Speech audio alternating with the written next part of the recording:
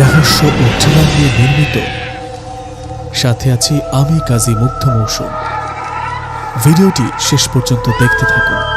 হতে পারে এই গল্পটি আপনার শোনা সেরা ভয়ঙ্কর কাহিনী। গতকাল বিয়ে করা নতুন বউকে বাড়ির ছাদ থেকে ধাক্কা দিয়ে ফেলে দিল জাহিদ। মায়া ছাদ থেকে পড়ার সময় অবাক দৃষ্টিতে তাকিয়েছিল জাহিদের দিকে, যেন মায়া কিছু বলতে চাচ্ছে কেন এমন করলে? আমি তো তোমায় ভালোবাসতে চেয়েছিলাম, আমি তো তোমার জীবনসঙ্গী হয়ে বাঁচতে চেয়েছিলাম। মুহূর্তের মধ্যে মাটিতে পড়ে গেল মায়া। আর জাহিদ একটা মুচকি হাসি দিয়ে বলল, আমার পথের কাটা শেষ, এখন কাউকে বুঝতে দেওয়া যাবে না যে আমি মেরেছি মায়াকে। জাহিদ দৌড়ে নিচে যাচ্ছে আর চিৎকার করে বলছে, মায়াকে বাঁচাও, মায়াকে বাঁচাও, মায়া পড়ে গেছে। জাহিদ দৌড়ে নিচে গিয়ে মায়ার রক্তাক্ত মাথাটা কোলে নিয়ে চিৎকার করে বলে, মায়া তোমার কি হয়েছে? তুমি চিন্তা করো না, আমি তোমার কিচ্ছু হতে দেব না।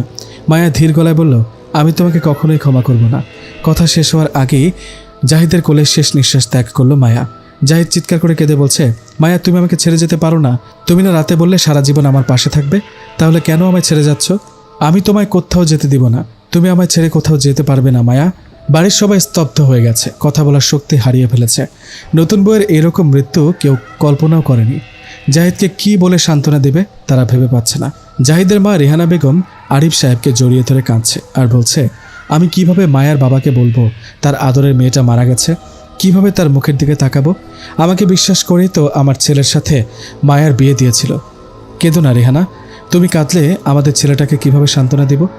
সে তো পুরোপুরি ভেঙে পড়বে, আরিফ সাহেব জাহিদের বাবা বললেন। সবাই চেষ্টা করছে জাহিদকে মায়ার কাছ থেকে সরানোর, কিন্তু জাহিদ কিছুতেই মায়াকে ছাড়বে না। জাহিদ মায়াকে জড়িয়ে ধরে শুধু কাঁদছে আর বলছে, আমি তোমাকে কখনোই ছাড়বো না মায়া, আমি তোমাকে ভালোবাসি মায়া, তোমার কিচ্ছু হবে না, তুমি চিন্তা করো না। একটু পর মায়ার বাড়ির লোকজন মায়াকে নিতে জাহিদদের বাড়িতে এসেছে। বিয়ের পরের দিন বিয়ের নিয়ম পালন করতে এসেছে। মায়ার বাবা জাহিদদের বাড়ির উঠোনে এসে মায়ার এই রক্তাক্ত চেহারা দেখে চিৎকার দিয়ে জ্ঞান হারিয়ে ফেলেন। মায়ার বাবা কখনো কল্পনাও করেনি মায়াকে এই অবস্থায় দেখবে। সবাই মিলে মায়ার বাবার মাথায় পানি ঢেলে জ্ঞান ফেরান।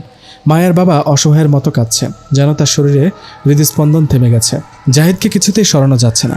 জাহিদ মায়াকে এমনভাবে জড়িয়ে আছে, সে কিছুতেই মায়াকে ছাড়বে না। একটু পর মায়ার বাবা জাহিদের কাঁধে হাত রেখে কেঁদে কেঁদে বললেন, বাবা, মানুষের মৃত্যুতে কারো হাত নেই, মায়াকে ছেড়ে দাও, মায়ার আত্মা কষ্ট পাচ্ছে। আমি কি করে ছেড়ে দিব মায়াকে? মায়া বলেছিল কখনো আমায় ছেড়ে যাবে না, তাহলে আজ কেন চলে যাচ্ছে আমায় ছেড়ে? আমি মায়াকে যেতে দিব না। মায়াকে দাফন না করলে মায়ের আত্মা কষ্ট পাবে। তুমি কি চাও মায়া কষ্ট পাক? না, আমি কখনোই মায়াকে কষ্ট পেতে দিব না। তাহলে ছেড়ে দাও মায়াকে। মায়ের দাফন সম্পন্ন করে বাড়িতে চলে আসলো সবাই, কিন্তু জাহিদ কিছুতেই মায়াকে ছেড়ে আসতে চায় না। আমি কি করে মায়াকে ছেড়ে যাব? মায়া এই গোরস্থানে একা থাকতে ভয় পাবে। আমি কিছুতেই যাব না, আমি মায়াকে একা রেখে যাব না। এটাই নিয়ম, সবাইকে একদিন এখানে আসতে হবে। আল্লাহ তাআলা বলেছেন, প্রত্যেক প্রাণী মৃত্যুর স্বাদ আস্বাদন করবে, তারপর আমার কাছে প্রত্যাবর্তিত হবে। সূরা আনকাবুত আয়াত 57। মায়ার বাবা আর সবাই মিলে জাহিদকে বুঝিয়ে বাড়িতে নিয়ে আসলো। জাহিদ সারাদিন কিছুই খায়নি। সে সবাইকে বোঝাচ্ছে সে মায়াকে ভালোবাসে। 2 দিন পার হয়ে গেল, কেউ বিন্দুমাত্র সন্দেহ করতে পারেনি জাহিদ যে মায়াকে খুন করেছে। জাহিদ তার চাচাতো বোন আয়েশাকে পছন্দ করত। ছোটবেলা থেকে তাকে বউ বানানোর স্বপ্ন দেখত। এটা বাড়িতেও বলেছিল, কিন্তু জাহিদের মা বাবা কেউ সেটা মেনে নেয়নি। বরং জাহিদকে থাপ্পড় মেরে রেহানা বেগম বলেছিল, আয়েশাকে নিজের বোন ভাববে, আর কখনো এইসব কথা বললে তোকে বাড়ি থেকে বের করে দিব। আর কিছুদিন পর জাহিদকে জোর করে মায়ের সাথে বিয়ে দেয়। কিন্তু জাহিদ মায়াকে তো দেখতেই পারে না, বরং মায়ের দিকে তাকালে জাহিদ রাগ কন্ট্রোল করার ক্ষমতা হারিয়ে ফেলে। যাক, অবশেষে আমার পথের কাঁটা সরে গেছে, এবার আমি নিশ্চিন্ত। আমি এবার আয়েশাকে বিয়ে করতে পারবো। যে আমার পথে বাধা হবে তাকে মায়ের মতো শেষ করে দিব।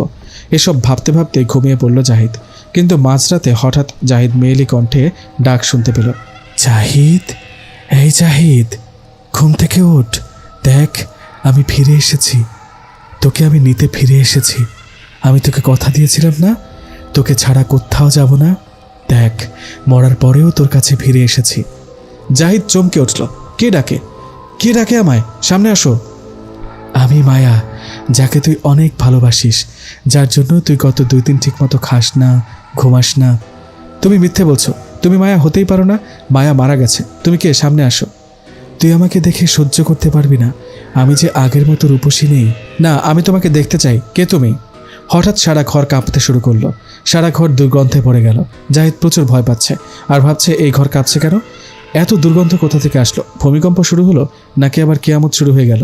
হ্যাঁ, কিয়ামত শুরু হয়ে গেছে। তবে সেটা শুধু তোর জন্য।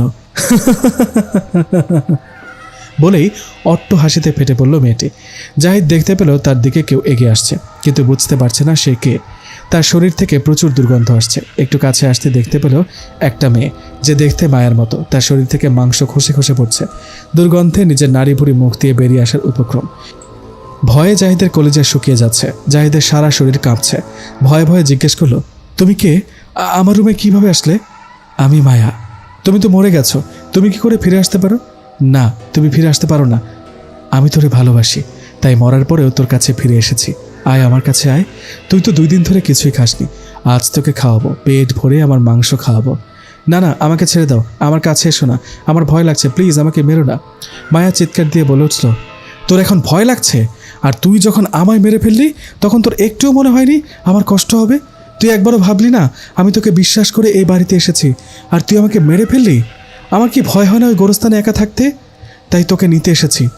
আমাকে ক্ষমা করে দাও, আমি ভুল করেছি, আমাকে ক্ষমা করে দাও। না, তোর মতো পাপীর কোনো ক্ষমা নেই। বলেই মায়া তার শরীরের এক টুকরো মাংস খুলে জাহিদের দিকে এগিয়ে দিল। ভয়ে আর দুর্গন্ধে জাহিদের অবস্থা খুবই খারাপ হয়ে গেছে। তবে জাহিদের বুঝতে আর বাকি নেই, জাহিদ খুব শীঘ্রই মারা যেতে চলেছে। নে খা, আমাকে তো মেরে ফেলেছিস, এবার আমাকে খেয়েও ফেল। না, আমি খাবো না, আমাকে ছেড়ে দাও, তুমি আমার কাছে এসো না, আমার ভয় করছে, তুমি চলে যাও, নয়তো আমি ভয়ে মারা যাব। তোকে তো মারতে এসেছি, তোর মুন্ডুটা মোটকে আমার সাথে নিয়ে যাওয়ার জন্য এসেছি। বলেই গলা চেপে ধরল মায়া। না, আমাকে মেরো না, আমাকে ছেড়ে দাও, বাঁচাও, কেউ আছো, আমাকে বাঁচাও। বলেই ভয়ে চিৎকার দিয়ে ঘুম থেকে উঠল জাহিদ। মায়াকে সামনে দেখতে পেল না। তার মানে আমি স্বপ্ন দেখছি? এত ভয়ঙ্কর স্বপ্ন আমি জীবনে কল্পনাও করিনি। ভয়ে শরীর ঘেমে শার্ট ভিজে গেছে। জাহিদ খুব খুশি হলো, কারণ মায়া সেখানে নেই, তাকে কেউ মারবে না। সে স্বপ্ন দেখেছে, কিন্তু তার এই খুশি বেশিক্ষণ টিকল না। জাহিদ ভালো করে খেয়াল করে বুঝতে পারল সে ঘরে নেই, সে পড়ে আছে একটা গোরস্থানের মাঝে। জাহিদ বুঝতে পারল সে একটা গোরস্থানে পড়ে আছে। আজকে পূর্ণিমার রাত, অথচ গোরস্থানটা খুটখুটে অন্ধকার। চারিদিকটা একেবারে নিস্তব্ধ। ভয়ে তার শরীর কাঁপছে আর আত্মাটা শুকিয়ে যাচ্ছে। জাহিদ কিভাবে এই গোরস্থানে আসলো সেটাই বুঝতে পারছে না। তবে কি সত্যি মায়া এসেছিল? না না, মায়া কিভাবে আসতে পারে? মায়া তো মারা গেছে, নিজে নিজেকে বোঝাচ্ছে জাহিদ। ভয়ে ভয়ে গোরস্থান থেকে বেরিয়ে আসলো জাহিদ। হঠাৎই কিছু একটার সাথে বেছে পড়ে গেল জাহিদ, কিন্তু কিসের সাথে বাঁচলো সেটা বুঝতে পারছে না। চাঁদের কাছ থেকে মেঘটা সরে গেল। জাহিদ দেখতে পেল তার সামনে একটা লাশ পড়ে আছে। ভয়ে আতকে উঠল জাহিদ। লাশ এখানে কেন? কবর থেকে লাশ কে তুলল? ভয়ে জাহিদের মুখ শুকিয়ে গেছে, কি করবে ভেবে পাচ্ছে না। অন্যদিকে ঘুরেই দৌড় দিল। 10 মিনিট দৌড়ে পালানোর পর থামলো, কিন্তু আশেপাশে তাকিয়ে জাহিদের প্রাণ বেরিয়ে যায় অবস্থা। জাহিদ তাকিয়ে দেখে সে গোরস্থানের সামনে আছে, আর লাশটা এখনও সেখানেই। সে দৌড়ে একটু এগোতে পারেনি। হঠাৎ চারিদিকে প্রচণ্ড বাতাস শুরু হলো। লাশটার মুখ থেকে কাপড়টা সরে গেল। জাহিদ দেখতে পেল মায়ের রক্তাক্ত মুখ। ভয়ে চিৎকার করে উঠল জাহিদ। কি করবে এখন ভেবে পাচ্ছে না। তার রুহটা যেন বেরিয়ে যাওয়ার উপক্রম। হঠাৎ জাহিদ দেখতে পেল দূর থেকে কেউ আসছে তার দিকে। এত অন্ধকারের মাঝেও লোকটিকে স্পষ্ট দেখা যাচ্ছে। বিশাল আকৃতির চেহারা তার, গায়ে সাদা লম্বা জামা। সে যে একটা জিন বুঝতে বাকি রইল না। জাহিদ ভয়ে কাঁপছে, তার আত্মাটা যেন বেরিয়ে যাওয়ার উপক্রম। জাহিদ ভাবছে সে এত কিছু দেখার পরও অজ্ঞান হচ্ছে না কেন। ভয়ে তার কলিজা শুকিয়ে যাচ্ছে, কিন্তু জাহিদ জ্ঞান হারাচ্ছে না। জিনটি কাছে এসে বলল, কিরে ভয় পাচ্ছিস? ভয় পাচ্ছিস কেন? এ তো তোরই বউ ছিল। জাহিদ ভয়ে ভয়ে বলল, মায়াকে তো কবর দিয়েছিলাম, তাহলে মায়ার লাশ এখানে আসলো কিভাবে? তুই তোর বউকে সাথে নিয়ে যা, তোর বউ এই গোরস্থানে একা থাকতে ভয় পায়। না, আমি এই লাশ সাথে নিতে পারবো না, আমাকে ছেড়ে দাও, আমার ভয় করছে। জিনটা রাগান্বিত হয়ে বলল, সাথে নিতে পারবি না? তাহলে আবার জানাজা পড়ে তোর বউকে কবর দিয়ে দে। জাহিদ শুধু ভয় কাঁপছে। ভয়ে ভয়ে জিজ্ঞেস করলো, এটা তো আপনিই করতে পারেন, আমাকে দিয়ে কেন করাবেন? না, আমি করতে পারবো না, আমি হলাম বদজিন, আর তোর বউ ছিল পবিত্র মানুষ, আর তুই তাকে হত্যা করেছিস। কথা না বাড়িয়ে যা, এবার কবর খোঁড়। কিন্তু জাহিদ কি দিয়ে কবর খুঁড়বে বুঝতে পারছে না। জিনটি আবার বলল, ওই নতুন কবরের পাশে একটা কোদাল রাখা আছে, যা নিয়ে আয়। জাহিদের কবর খোঁড়ার সাহস নেই, শুধু ভয় কাঁপছে। জাহিদ না চাইতেও জাহিদের পা এগিয়ে চলছে কবর খোঁড়ার জন্য। এমনিতে এই জিনকে দেখেই মরার মতো অবস্থা জাহিদের। কি ভয়ঙ্কর চেহারা, বুকটা তার আকাশের মতো চওড়া, চোখ দুটো লাল টকটকে, মনে হচ্ছে চোখ দিয়ে আগুন বেরোচ্ছে। তার মধ্যে আবার কবর খোঁড়ার কাজ। জাহিদ ভয়ে কাঁপা কাঁপা হাতে কবর খুঁড়ছে, আর মনে মনে ভাবছে হয়তো জিনটা আজকে আমাকে মেরে ফেলবে, আর এটা হয়তো আমারই কবর, আমি নিজেই খুঁড়ছি।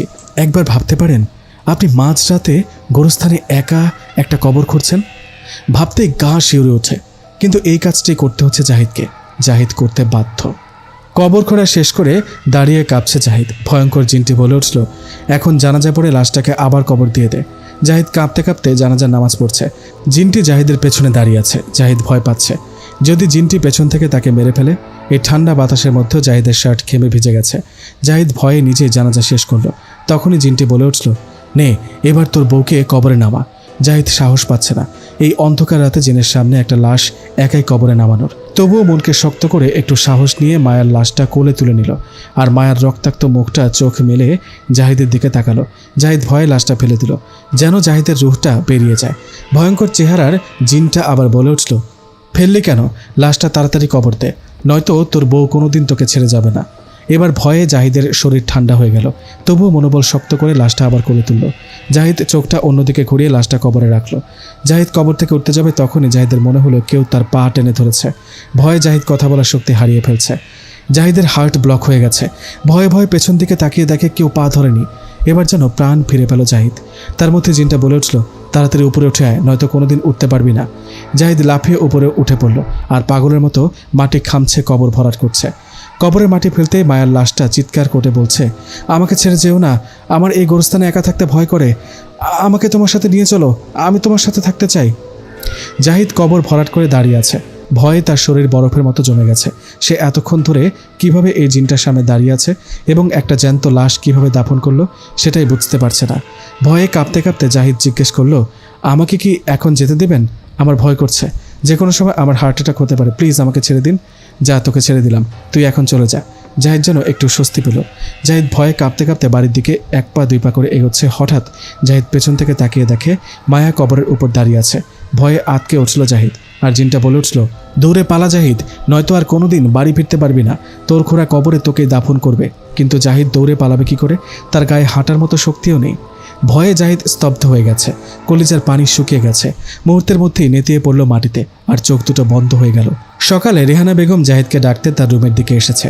রেহানা বেগম জাহিদের রুমের দরজায় নক করলো, কিন্তু জাহিদ দরজা খুলছে না। এবার প্রচণ্ড জোরে ডাকাডাকি শুরু করলো, তবুও ভেতর থেকে কোনো সারা শব্দ পাচ্ছে না। রেহানা বেগম ভয় পেয়ে গেলেন, তার ছেলে যদি বউ হারানোর শোকে উল্টাপাল্টা কিছু করে।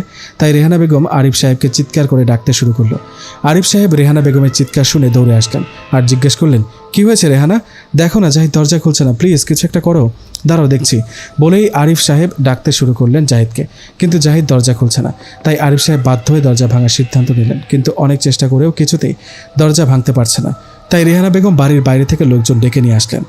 সকলে মিলে অনেকক্ষণ চেষ্টা করার পরও দরজা ভাঙতে পারল না। সবাই ক্লান্ত হয়ে গেছে, কিন্তু দরজা ভাঙতে পারছে না। এইসব দাঁড়িয়ে দেখছিল জাহিদের চাচাতো বোন আয়েশা সহ পুরো পরিবার। একটু পর আয়েশা দরজার সামনে গিয়ে দরজায় হালকা করে ধাক্কা দিতে দরজা খুলে গেল। সবাই অবাক হয়ে গেল, যে দরজা এত চেষ্টার পরেও কেউ ভাঙতে পারল না, সেই দরজা এত হালকা ধাক্কায় কিভাবে খুলে গেল? সব ভাবনা রেখে রেহানা বেগম দৌড়ে ভিতরে প্রবেশ করলেন আর জাহিদকে খুঁজতে লাগলেন, কিন্তু জাহিদ কোথাও নেই। ওয়াশরুমে দেখলেন, সেখানেও নেই। জাহিদের রুম ভেতর থেকে বন্ধ ছিল, অথচ জাহিদ ভেতরে নেই। এসব ভেবে রেহানা বেগম চিন্তিত হয়ে পড়লেন। তাই আরিফ সাহেবকে বললেন, জাহিদ যদি কোথাও যেত তাহলে তো দরজা বাইরে থেকে আটকানো থাকতো, কিন্তু জাহিদের রুমের ভেতর থেকে দরজা আটকানো। নিশ্চয়ই জাহিদের কিছু হয়েছে, তুমি জাহিদকে খুঁজে বের করো। তুমি চিন্তা করো না, আমি জাহিদকে অবশ্যই খুঁজে বের করব, বলেই আরিফ সাহেব বেরিয়ে গেলেন। সারা এলাকা খুঁজলেন, দোকানপাট, হাটবাজার, মসজিদ, খেলার মাঠ, কিন্তু কোথাও জাহিদকে খুঁজে পেলেন না। জাহিদ ফোনও ধরছে না। জাহিদকে খুঁজে না পেয়ে আরিফ সাহেব বাড়িতে ফিরে আসলেন। আরিফ সাহেবকে দেখে রেহানা বেগম বললেন, তুমি জাহিদকে খুঁজে পেয়েছো? জাহিদ কোথায়? জাহিদ আসেনি? না, আমি জাহিদকে খুঁজে পাইনি। কথাটা শুনে রেহানা বেগমের বুক ফেটে কান্না আসছে। রেহানা বেগম জাহিদকে না পাওয়ায় কেঁদেই চলেছে। দুপুরবেলা বাড়িতে সবাই জাহিদের জন্য অস্থির হয়ে পড়েছে। হঠাৎ জাহিদের বাড়িতে একজন লোক দৌড়ে আসলো আর হাঁপাতে হাঁপাতে বলল, জাহিদকে পাওয়া গেছে, জাহিদ গোরস্থানে পড়ে আছে। এই কথা শোনা মাত্র বাড়ির সবাই দৌড়ে গেলেন ওই গোরস্থানে। গিয়ে দেখেন জাহিদ পড়ে আছে মায়ের কবরের পাশে। জাহিদকে তুলে হাসপাতালে নিয়ে যাওয়া হলো। সারাদিনে ডাক্তাররা জাহিদের জ্ঞান ফেরাতে পারল না। রেহানা বেগম তো চিন্তায় আধমরা হয়ে গেছে। অবশেষে সন্ধ্যাবেলায় জাহিদের জ্ঞান ফেরে, তবে জাহিদ কথা বলার শক্তি হারিয়ে ফেলেছে। জাহিদের শরীরে প্রচণ্ড জ্বর। 2 দিন হয়ে গেল জাহিদের জ্বর ভালো হচ্ছে না। জাহিদ খাবারও খাচ্ছে না। এসব দেখে রেহানা বেগম কাঁদছে আর বলছে, আমার একটা মাত্র ছেলের কি হয়ে গেল? জাহিদের কিছু হয়ে গেলে আমি কি নিয়ে বাঁচবো? সবাই জাহিদের অসুস্থতা নিয়ে চিন্তিত, শুধুমাত্র আয়েশা ছাড়া। আয়েশা ভাবছে জাহিদের রুমের দরজা ভেতর থেকে আটকানো ছিল, জাহিদ ভেতরে ছিল না। রুমের জানালাটাও বন্ধ ছিল, তাহলে জাহিদ বাইরে গেল কি করে? আর জাহিদের রুমের এত শক্তিশালী দরজা যেটা কেউ ভাঙতে পারলো না। সে দরজা তার হালকা ধাক্কায় কিভাবে খুলে গেল? আর জাহিদ রাতের বেলা গোরস্থানে কি করছিল? অবশেষে সে বুঝতে পারল এটা অবশ্যই কোনো বদ জিনের কাজ। তাই আয়শা দৌড়ে গেল রেহানা বেগমের কাছে, গিয়ে বলল, বড়মা, জাহিদ ভাইকে এই হাসপাতালে রেখে লাভ নেই। আমার মনে হয় জাহিদ ভাইয়ের উপর জিনের আসর পড়েছে। জাহিদ ভাইকে হুজুর অথবা কবিরাজের কাছে নিয়ে যেতে হবে। আয়শার কথা শুনে যেন সকলের ঘুম ভাঙল। সবাই একজন অন্যজনের মুখের দিকে তাকাতাকি করছে। অবশেষে জাহিদকে বাড়িতে নিয়ে আসলো আর রোকেয়ার বিষয়ে অভিজ্ঞ হুজুরকে খবর দিল। হুজুর এসে জাহিদের অবস্থা দেখেই বুঝতে পারল জাহিদ কোনো বিশেষ কিছু দেখে ভয় পেয়েছে। হুজুর 2 দিন ধরে চেষ্টা করছে জাহিদকে সুস্থ করতে। অবশেষে জাহিদ কথা বলার শক্তি ফিরে পেল। জাহিদ জবান ফিরে পেয়েই ভয়ে ভয়ে বলল, মায়া, আমাকে মেরে ফেলবে মায়া। এই কথা শুনে হুজুর বলল, তাড়াতাড়ি এই রুম থেকে আপনারা সবাই বের হন। আমি যতক্ষণ না বলবো কেউ এই রুমে আসবেন না। তাড়াতাড়ি করুন। সবাই দৌড়ে রুম থেকে চলে গেল। জাহিদ ভয়ে কাঁপছে। হুজুর জাহিদের মাথায় হাত রেখে জোরে জোরে দোয়া পড়তে শুরু করেন। জাহিদ একটু পর শান্ত হলো। হুজুর জাহিদকে জিজ্ঞেস করলো কি হয়েছিল সেদিন। জাহিদ হুজুরকে বলল, হুজুর মায়া ফিরে এসেছে। মায়ার আত্মা আমাকে মারতে চায়, আমাকে তার সাথে নিয়ে যেতে চায়। সে নিশ্চয়ই তোমাকে সেদিন অচেতন অবস্থায় ওই গোরস্থানে নিয়ে গিয়েছিল, আর তুমি প্রথমে মায়ার লাশ দেখতে পেয়েছিলে, পরে জীবন্ত মায়াকে, তাই না? জাহিদ অবাক হচ্ছে হুজুর কিভাবে জানলো। জাহিদ তো হুজুরকে কিছু বলেনি। হুজুর আবার বলা শুরু করলো, তুমি যে মায়াকে দেখেছিলে ওটা মায়ার আত্মা ছিল না। আত্মা বলে কিছু হয় না, যে একবার মারা যায় সে কখনো ফিরে আসতে পারে না। তাহলে আমি যে মায়াকে দেখেছি সে কে ছিল?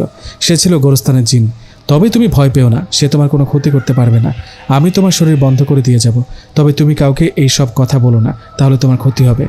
এই কথা শুনে জাহিদ মনে একটু সাহস পেল। 1 সপ্তাহ হয়ে গেল জাহিদ আর মায়াকে বা কোনো জিনকে দেখতে পায়নি। জাহিদ ভাবলো সব ঠিক হয়ে গেছে। আর ওইদিকে জাহিদ সুস্থ হওয়ায় বাড়ির সবাই খুশি। জাহিদের জীবন নতুনভাবে শুরু করার জন্য বাড়ির সবাই মিলে সিদ্ধান্ত নিয়েছে জাহিদের সাথে আয়শার বিয়ে দেবে। সেই উপলক্ষে বাড়ির সবাই খুব খুশি। আর জাহিদ যতবারই বিয়ের কথা মনে করে তখনই তার সামনে ভেসে ওঠে মায়ার রক্তাক্ত চক্ষু। আর জাহিদ ভয়ে কুঁকড়ে যায়। কিছুতেই ভুলতে পারে না সেই রাতের ভয়ঙ্কর অভিজ্ঞতা। অবশেষে জাহিদের সাথে আয়শার বিয়ে হলো। জাহিদ বাসর ঘরের দিকে 1 পা 2 পা করে এগিয়ে যাচ্ছে। জাহিদ খুশি মনে বাসর ঘরের দরজা খুলে ভিতরে প্রবেশ করলো। আর সাথে সাথে জাহিদের নাকে ভেসে আসলো মায়ার শরীর পচা সেই ভয়ঙ্কর গন্ধ। ভয়ে আঁতকে উঠল জাহিদ। শরীরের সমস্ত শক্তি গায়েব হয়ে গেল। জাহিদের কলিজাটা শুকিয়ে গেছে। শুধু কানে একটা কথাই ভাসছে, মায়া আবার ফিরে এসেছে, মায়া আবার ফিরে এসেছে। মুহূর্তের মধ্যেই জ্ঞান হারিয়ে মাটিতে পড়ে গেল জাহিদ। আয়শা খাটে বসে জাহিদের জন্য অপেক্ষা করছিল। জাহিদের এইভাবে পড়ে যাওয়া দেখে আয়শা দৌড়ে আসলো এবং জাহিদকে ডাকতে শুরু করলো। জাহিদ উঠছে না দেখে বাধ্য হয়ে চিৎকার দিল আয়শা। বাড়ির সবাই চিৎকার শুনে দৌড়ে আসলো। এসে দেখে জাহিদ মাটিতে পড়ে আছে। সবাই মিলে জাহিদকে তুলে বিছানায় নিল। এরপর আরিফ সাহেব জাহিদের মুখে পানি ছিটিয়ে দিলেন। জাহিদ জ্ঞান ফিরে পেয়ে প্রথমেই ভয়ে ভয়ে জিজ্ঞেস করলো, আমি কোথায়? তুই তো রুমে আছিস, এবার বল অজ্ঞান হলি কেন? রেহানা বেগম বললেন, নাকে একটা ভয়ঙ্কর গন্ধ ভেসে আসছিল, তাই ভয় পেয়েছিলাম। জাহিদের কথায় বাড়ির সবাই হেসে উড়িয়ে দিল। শুধুমাত্র আয়শা একটু অবাক হয়ে তাকিয়েছিল জাহিদের দিকে। সবাই রুম থেকে চলে যাওয়ার পর আয়শা জাহিদকে জিজ্ঞেস করলো, সত্যি করে বলো তোমার কি হয়েছে? মায়া ফিরে এসেছে। ও আমাকে মারতে চায়। যাকে তুমি নিজ হাতে খুন করেছো সে ফিরে আসবে কিভাবে? জাহিদ চমকে উঠল। ভয়ে ভয়ে জিজ্ঞেস করলো, তো তুই বলছিস এসব? তুই কি বলছিস এসব? হ্যাঁ, আমি ঠিকই বলেছি। তুমি সেদিন মায়াকে ধাক্কা দিয়ে ছাদ থেকে ফেলে দিয়েছো, আমি দেখেছি। জাহিদ অদ্ভুতভাবে তাকিয়ে আছে আয়শার দিকে, কিছু বলতে পারছে না। আয়শা আবার বলতে শুরু করলো, আমি সেদিন ছাদে যাচ্ছিলাম তোমাদের ডাকতে। তখনই আমি দেখেছি তুমি মায়াকে ধাক্কা মেরেছ, কিন্তু আমি কাউকে বলিনি, কারণ আমি তোমাকে ভালোবাসি। হয়তো কোনোদিন বলিনি, কিন্তু মনে মনে আমি তোমাকে চাইতাম। আর আমি জানতাম তুমি আমাকে পাওয়ার জন্য মায়াকে মেরেছ। তোর এসব বলা উচিত হয়নি আয়শা। তুই সব যখন জানিস তোর চুপ থাকা উচিত ছিল। এখন তুই বাঁচতে পারবি না। কে মারবে আমাকে? মায়া তোকে মেরে ফেলবে। মায়া তোকে আমাকে কাউকেই বাঁচতে দিবে না। সেদিন গোরস্থানে আমি একটুর জন্য বেঁচে গেছি, কিন্তু এবার মনে হয় আর বাঁচতে পারবো না। আমি তোমার মতো এসব আত্মা ফাত্তায় বিশ্বাস করি না। হুজুর বলেছে আত্মা না, ও একটা জিন। সে যাই হোক, এখন এসব ভেবে কোনো লাভ নেই। তার চেয়ে বরং চলো আজকে আমাদের বাসরটা উদযাপন করি। এরপর এই কাহিনী না বললেও বুঝবেন আপনারা কি হয়েছে। যাই হোক, হঠাৎ মাঝরাত হুজুরের ডাক শুনে ঘুম ভাঙল জাহিদের। জাহিদ চমকে উঠল। হুজুর আপনি? তোকে বলেছিলাম না এইসব কথা কাউকে বলবি না, কিন্তু তুই সব বলে দিলি। তোর বউকে সব বলে দিলি। এবার তোদেরকে কে বাঁচাবে? তোরা সবাই মারা যাবি বলেই অদৃশ্য হয়ে গেল হুজুর। জাহিদ ঘুম থেকে লাফ দিয়ে উঠল। এসব কি স্বপ্ন দেখলাম? হুজুর কি বলে গেল? মায়া এবার আমাদের দুজনকে মেরে ফেলবে? ভাবতে জাহিদের আত্মা ভয়ে কুঁকড়ে যাচ্ছে। জাহিদ গায়ে ঠান্ডা বাতাসের অনুভব পেয়ে ভালোভাবে তাকিয়ে দেখে সে রুমে নেই। সে পড়ে আছে ভয়ঙ্কর সেই গোরস্থানে। চারিপাশটা ঘুটঘুটে অন্ধকার, কোনো সারা শব্দ নেই। এই নিস্তব্ধতায় জাহিদের গা শিউরে উঠল। চারিদিকে বয়ে চলছে হিম শীতল করা ঠান্ডা হাওয়া। জাহিদ এবার ভয়ে কাঁপতে শুরু করলো। আজকে কে বাঁচাবে জাহিদকে, সেটাই ভাবছে জাহিদ। মুহূর্তের মধ্যে জাহিদের নাকে ভেসে আসলো শরীর পচা ভয়ঙ্কর সেই গন্ধ। গন্ধটা ধীরে ধীরে এতটা তীব্র হয়ে আসছে যে গন্ধে পেটের নাড়ি ভুড়ি বেরিয়ে আসার উপক্রম। জাহিদ কি করবে ভেবে পাচ্ছে না। দৌড়ে পালাবে নাকি দাঁড়িয়ে থাকবে? আর দৌড়ে পালাতে চাইলে কি মায়া তাকে পালাতে দিবে? নিস্তব্ধ এই গোরস্থানে দাঁড়িয়ে কাঁপছে জাহিদ, আর গন্ধটা শুধু বেড়েই চলছে। হঠাৎ জাহিদের মনে হলো পেছনে কেউ তাকিয়ে আছে। জাহিদ পেছনে ঘোরার সাহস পাচ্ছে না, তবুও মনে সাহস নিয়ে পেছনে তাকালো। দেখলো কিছুই নেই। এবার যেন দেহে প্রাণ ফিরে এলো। বুকে হাত দিয়ে সামনে তাকিয়ে দেখে কাফনে মোড়ানো একটা লাশ তার মুখের সামনে দাঁড়িয়ে আছে। ভয়ে জাহিদ স্তব্ধ হয়ে গেছে। নড়াচড়া করার কোনো শক্তি হারিয়ে ফেলেছে সে। আর সেই লাশটা জাহিদের গায়ের উপর হেলে পড়ল। ভয়ে আঁতকে উঠল জাহিদ। লাফ দিয়ে লাশের নিচ থেকে বেরিয়ে আসলো জাহিদ। জাহিদের হার্টের কম্পন যেন দূর থেকেও শোনা যাচ্ছে। জাহিদ বুঝতে পারলো সে আজকে আর বাঁচতে পারবে না। সে একবার লাশের দিকে তাকায়, আবার মায়ার কথা ভাবে। মায়া তো এত খাটো ছিল না, তাহলে এটা কার লাশ? একবার ভাবছে লাশটা দেখবো, আবার লাশটার মুখ দেখার সাহস পাচ্ছে না। তবুও মনে সাহস নিয়ে মনোবল শক্ত করে লাশটার দিকে 1 পা 2 পা করে এগিয়ে চলছে। লাশটা থেকে প্রচুর দুর্গন্ধ আসছে। দুর্গন্ধে জাহিদের বমি পাচ্ছে। তবুও জাহিদ কাঁপা কাঁপা হাতে লাশটার মুখ থেকে কাপড় সরালো। দেখলো আয়শার রক্তাক্ত মুখ। আয়শার চোখ দুটো উপড়ে ফেলেছে, ঠোঁটটা ছিঁড়ে ফেলেছে। ভয়ে চিৎকার দিয়ে উঠল জাহিদ। সে আয়শার এইরকম নির্মম মৃত্যু কল্পনাও করেনি। জাহিদ অঝরে কেঁদেই চলেছে। ভয়ে তার সারা শরীর কাঁপছে। হঠাৎ প্রচণ্ড বেগে বাতাস শুরু হলো। চারিদিকে নিস্তব্ধতা কেটে গেল। কেউ চিৎকার করে বলছে, এ তো কেবল শুরু, তোর মৃত্যু এত সহজে হবে না। তোর মৃত্যু হবে এই দুনিয়ার সবচেয়ে জঘন্য মানুষদের মতো। তুই নিজেকে কিছুতেই বাঁচাতে পারবি না। আর মুহূর্তের মধ্যে জাহিদ দেখতে পেল আয়শার লাশের সামনে দাঁড়িয়ে আছে মায়া। ভয়ে স্তব্ধ হয়ে গেছে জাহিদ, যেন জাহিদের রুহটা বেরিয়ে যাওয়ার উপক্রম। আমাকে ছেড়ে দাও, আমাকে ছেড়ে দাও, আমি ভুল করেছি, আমাকে মেরো না, জাহিদ বলল। না, তোর কোনো ক্ষমা নেই। তোর মুক্তির একমাত্র পথ মৃত্যু, মায়া বলল। তুমি তো মায়া নও। মৃত মানুষ কখনো ফিরে আসতে পারে না। তুমি একটা জিন, আর আমি তো তোমার কোনো ক্ষতি করিনি। তাহলে কেন মারতে চাও আমাকে? হ্যাঁ, আমি একটা জিন। আমি তোকে হত্যা করে মায়ার প্রতিশোধ নিতে এসেছি। মায়ের সাথে তোমার কিসের সম্পর্ক? তুমি কেন মায়ার হয়ে প্রতিশোধ নিতে চাও? তুই জানিস মায়াকে? মায়া হলো আমার ছেলের হত্যাকারীর কন্যা। মানে তুমি কি বলছো এসব? হ্যাঁ, আমি ঠিকই বলছি। মায়ার তখনও জন্ম হয়নি। মায়া তার মায়ের পেটে ছিল। সেই সময় মায়ার বাবা অনিচ্ছাকৃতভাবে আমার ছেলের ওপর গরম পানি ঢেলে আমার ছেলেকে মেরে ফেলেছে। তাই আমি সিদ্ধান্ত নিই, যখন মায়ের জন্ম হবে আর মায়ার বাবা মায়াকে আদর করে যত্ন করে বড় করবে, মায়ের 15 বছর বয়স হলেই আমি মায়াকে হত্যা করব, যেন আদরের সন্তান হারানোর ব্যথা কেমন সেটা মায়ার বাবাকে বুঝতে পারে। তুই কি জানিস আমি মায়াকে হত্যা করিনি কেন? কেন করনি? মায়ের যখন 13-14 বছর বয়স, তখন থেকে মায়ের রবের প্রতি এত বেশি বিশ্বাস আর মানুষের প্রতি এত বেশি ভালোবাসা ছিল যে আমার মতো জিনও মায়াকে ভালোবাসতে বাধ্য করেছে।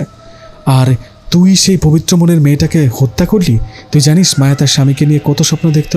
যেখানে এই যুগের মেয়েরা অশ্লীলতা বেহায়াপনা করে বয়ফ্রেন্ডের সাথে ঘুরে বেড়ায়, সেখানে মায়া তার যৌবনের সমস্ত ভালোবাসা রেখে দিয়েছিল তার স্বামী অর্থাৎ তোর জন্য। আর তুই সেই ভালোবাসা গ্রহণ না করে মায়াকে হত্যা করেছিস। তোর জন্য মৃত্যুও কম শাস্তি হয়ে যায়। তুই বাঁচতে পারবি না, তুই আমার হাত থেকে বাঁচতে পারবি না বলেই জিনটি ভয়ঙ্কর রূপ ধারণ করলো। এত ভয়ঙ্কর চেহারা জাহিদ এর আগে কখনো দেখেনি।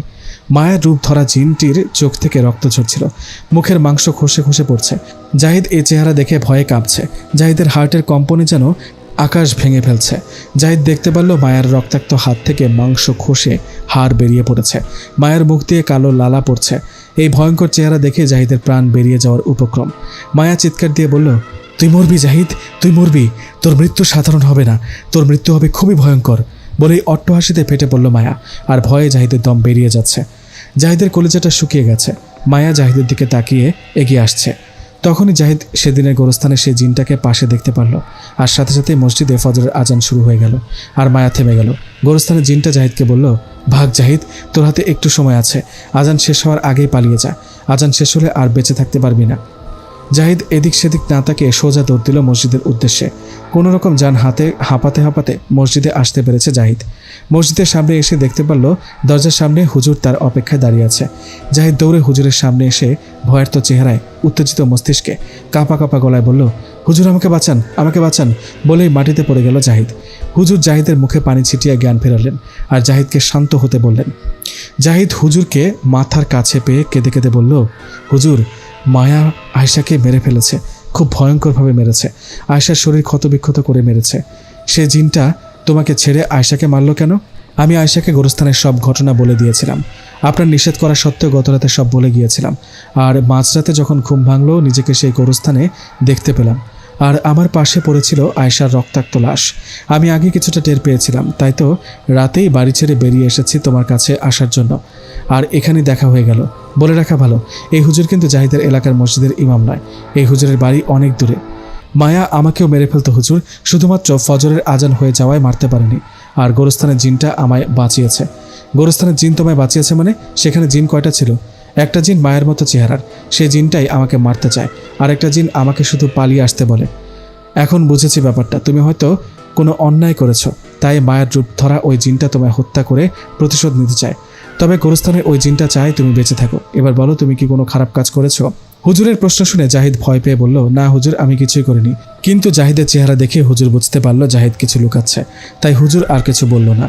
কিছুক্ষণ চুপ থেকে হুজুর বলল, যেহেতু তুমি কোনো খারাপ কাজ করনি, তাহলে হতেও পারে আয়েশা বেঁচে আছে। শুধুমাত্র তোমাকে ভয় দেখানোর জন্য আয়েশার লাশ দেখানো হয়েছে। জাহিদ এবার মনে একটু আশা নিয়ে জিজ্ঞেস করল, এমনটা কি হতে পারে? সত্যি কি আয়েশা বেঁচে আছে? আমার মনে হয় আয়েশা বেঁচে আছে, চলো আগে বাড়িতে গিয়ে দেখি। বলেই বেরিয়ে পড়ল জাহিদ আর হুজুর। অন্যদিকে আয়েশা ভোরে ঘুম থেকে উঠেই দেখে জাহিদ বিছানায় নেই। ভাবলো হয়তো গোসল করছে, কিন্তু ওয়াশরুমে গিয়ে দেখলো জাহিদ ওয়াশরুমেও নেই, ব্যালকনিতেও নেই। আয়েশা এবার একটু ভয় পেয়ে গেল, কেননা দরজা ভেতর থেকে আটকানো। তাহলে জাহিদ বাইরে গেলে দরজা ভেতর থেকে আটকানো থাকবে কেন? এসব ভাবতে ভাবতে দরজায় টোকা পড়ল। আয়েশা ভাবছে, এত সকালে আবার কি আসলো? আর সে যদি এখানে জাহিদকে না দেখে, তাহলে তো পুরো বাড়ি জানাজানি হয়ে যাবে যে জাহিদ রুমে নেই, আর বাড়ির লোকজন চিন্তায় পড়ে যাবে। ভয়ে ভয়ে আয়েশা দরজা খুলল। দরজা খুলেই আয়েশা জাহিদকে সামনে দেখতে পেল। জাহিদ রুমে ঢুকে আয়েশাকে দেখতে পেয়ে জড়িয়ে ধরে কান্না শুরু করে দেয় আর বলে, তুমি বেঁচে আছো আয়েশা? আমি তোমাকে নিয়ে কত চিন্তায় ছিলাম। আমি যখন তোমার লাশ দেখতে পাই তখন আমার হৃদয়টা জ্বলে যাচ্ছিল। কিন্তু আয়েশা জাহিদের এসব কথার কিছুই বুঝতে পারল না, তাই জিজ্ঞেস করলো, কি হয়েছে? আর তুমি কার লাশ দেখেছো? জাহিদ বলতে যাবে তখনই পাশ থেকে হুজুর বলে উঠল, না কিছু না, আসলে জাহিদ স্বপ্নে দেখেছে। হুজুরকে দেখে আয়েশা বলল, আপনি এত সকালে এখানে কি করছেন? আর জাহিদ কোথায় ছিল? আমার জাহিদের সাথে একটু কাজ ছিল, তাই জাহিদকে ডেকেছিলাম। হুজুর আয়েশাকে জীবিত দেখে বুঝতে পারলো যে জাহিদ কোনো অন্যায় করেনি, বরং ওই জিনগুলো জাহিদকে ভয় দেখানোর জন্য এসব করছে। তাই হুজুর জাহিদের আর আয়েশার শরীর বন্ধ করে দিল, আর এই বাড়িটাও, যেন কোনো অদৃশ্য শক্তি বাড়িতে প্রবেশ করতে না পারে। আর হুজুর চলে যাওয়ার আগে জাহিদ আর আয়েশাকে বলে গেল, ভুলেও মাগরিবের আজান হওয়ার পর বাইরে বের হবে না। প্রয়োজনে না খেয়ে মারা যাবে, তবুও মাগরিবের পরে বাড়ি থেকে বেরোবে না, তাহলে তোমাদের শরীর আবার খুলে যাবে। জাহিদ আর আয়েশা হুজুরের কথায় সম্মতি জানিয়ে হুজুরকে বিদায় জানালো। আর সেদিনের পর থেকে জাহিদের আর কোনো সমস্যা হয়নি। জাহিদ আর আয়েশা শান্তিতেই আছে। তবে তার ঠিক 1 মাস পর জাহিদের মা বাবা ঘুরতে গেছে জাহিদের বাড়িতে। জাহিদ আর আয়েশা ছাড়া আর কেউ নেই। অমাবস্যার রাত, ঘুটঘুটে অন্ধকার। রাতে আবার প্রচণ্ড ঝড় বৃষ্টি হচ্ছে, আর মাঝে মাঝে বিকট শব্দে বিদ্যুৎ চমকাচ্ছে। রাতে জাহিদ আর আয়েশা খাবার খাচ্ছে, হঠাৎ দরজায় কলিং বেলে বেজে উঠল। জাহিদ আয়েশাকে বলল, যাও গিয়ে দেখে আসো কে এসেছে। আয়েশা উঠে দরজা খুলতেই দেখতে পায় বাইরে আরিফ সাহেব পড়ে আছে, আর রেহানা বেগম আরিফ সাহেবের পাশে বসে কেঁদে কেঁদে ডাকছে, জাহিদ তুই কোথায়? দেখ তোর আব্বা বজ্রপাতে জ্ঞান হারিয়ে ফেলেছে, তাড়াতাড়ি আয়। আয়েশা দৌড়ে এসে জাহিদকে বলে, আব্বা বজ্রপাতে অজ্ঞান হয়ে গেছে, তাড়াতাড়ি আসো। জাহিদ ভয়ে ভয়ে জিজ্ঞেস করলো, আব্বা? আব্বা আব্বা তো ঘুরতে গেছে, তাহলে এই ঝড় বৃষ্টির মধ্যে আব্বা কিভাবে আসবে? জানি না আমি, তুমি তাড়াতাড়ি আসো, মা কান্না করছে। বলেই আয়েশা টানতে টানতে নিয়ে যাচ্ছে জাহিদকে। আর জাহিদ ভয়ে ভয়ে পা বাড়াচ্ছে, কেননা হুজুরের করা নিষেধ, রাতের বেলা বাড়ির বাইরে যাওয়া যাবে না। আর এই ঝড় বৃষ্টির মধ্যে তার বাবা মায়ের ফিরে আসাও সম্ভব না, তাহলে তারা কে? এসব ভাবতে ভাবতে জাহিদ দরজা পর্যন্ত এসে থেমে গেল। সামনে তাকিয়ে দেখে তার মা কাঁদছে আর তার বাবা মাটিতে পড়ে আছে। জাহিদ কি করবে বুঝতে পারছে না। জাহিদ সামনে এগিয়ে যাবে নাকি যাবে না? যদি এরা জাহিদের মা বাবা না হয় তাহলে তো মায়া জাহিদকে মেরে ফেলবে। তবুও মনোবল শক্ত করে মনে সাহস নিয়ে এগিয়ে যাওয়ার সিদ্ধান্ত নিল জাহিদ। জাহিদ দরজার বাইরে 1 পা বাড়াতে একটা বজ্রপাত এসে পড়ল আরিফ সাহেবের ওপর। রেহানা বেগম ছিটকে পড়লেন কয়েক হাত দূরে। আরিফ সাহেবের শরীরে পুরো ছাই হয়ে গেল। এসব দেখামাত্র জ্ঞান হারিয়ে ফেলল আয়েশা। বাবা মায়ের এই অবস্থা দেখে স্তব্ধ হয়ে গেছে জাহিদ। আর এদিকে গলাকাটা মুরগির মতো ছটফট করছে রেহানা বেগম। জাহিদ দৌড়ে তার মায়ের কাছে গিয়ে রেহানা বেগমকে জড়িয়ে ধরে কেঁদে দিল আর চিৎকার করে ডাকছে, মানুষ ডাকছে তাকে সাহায্য করার জন্য।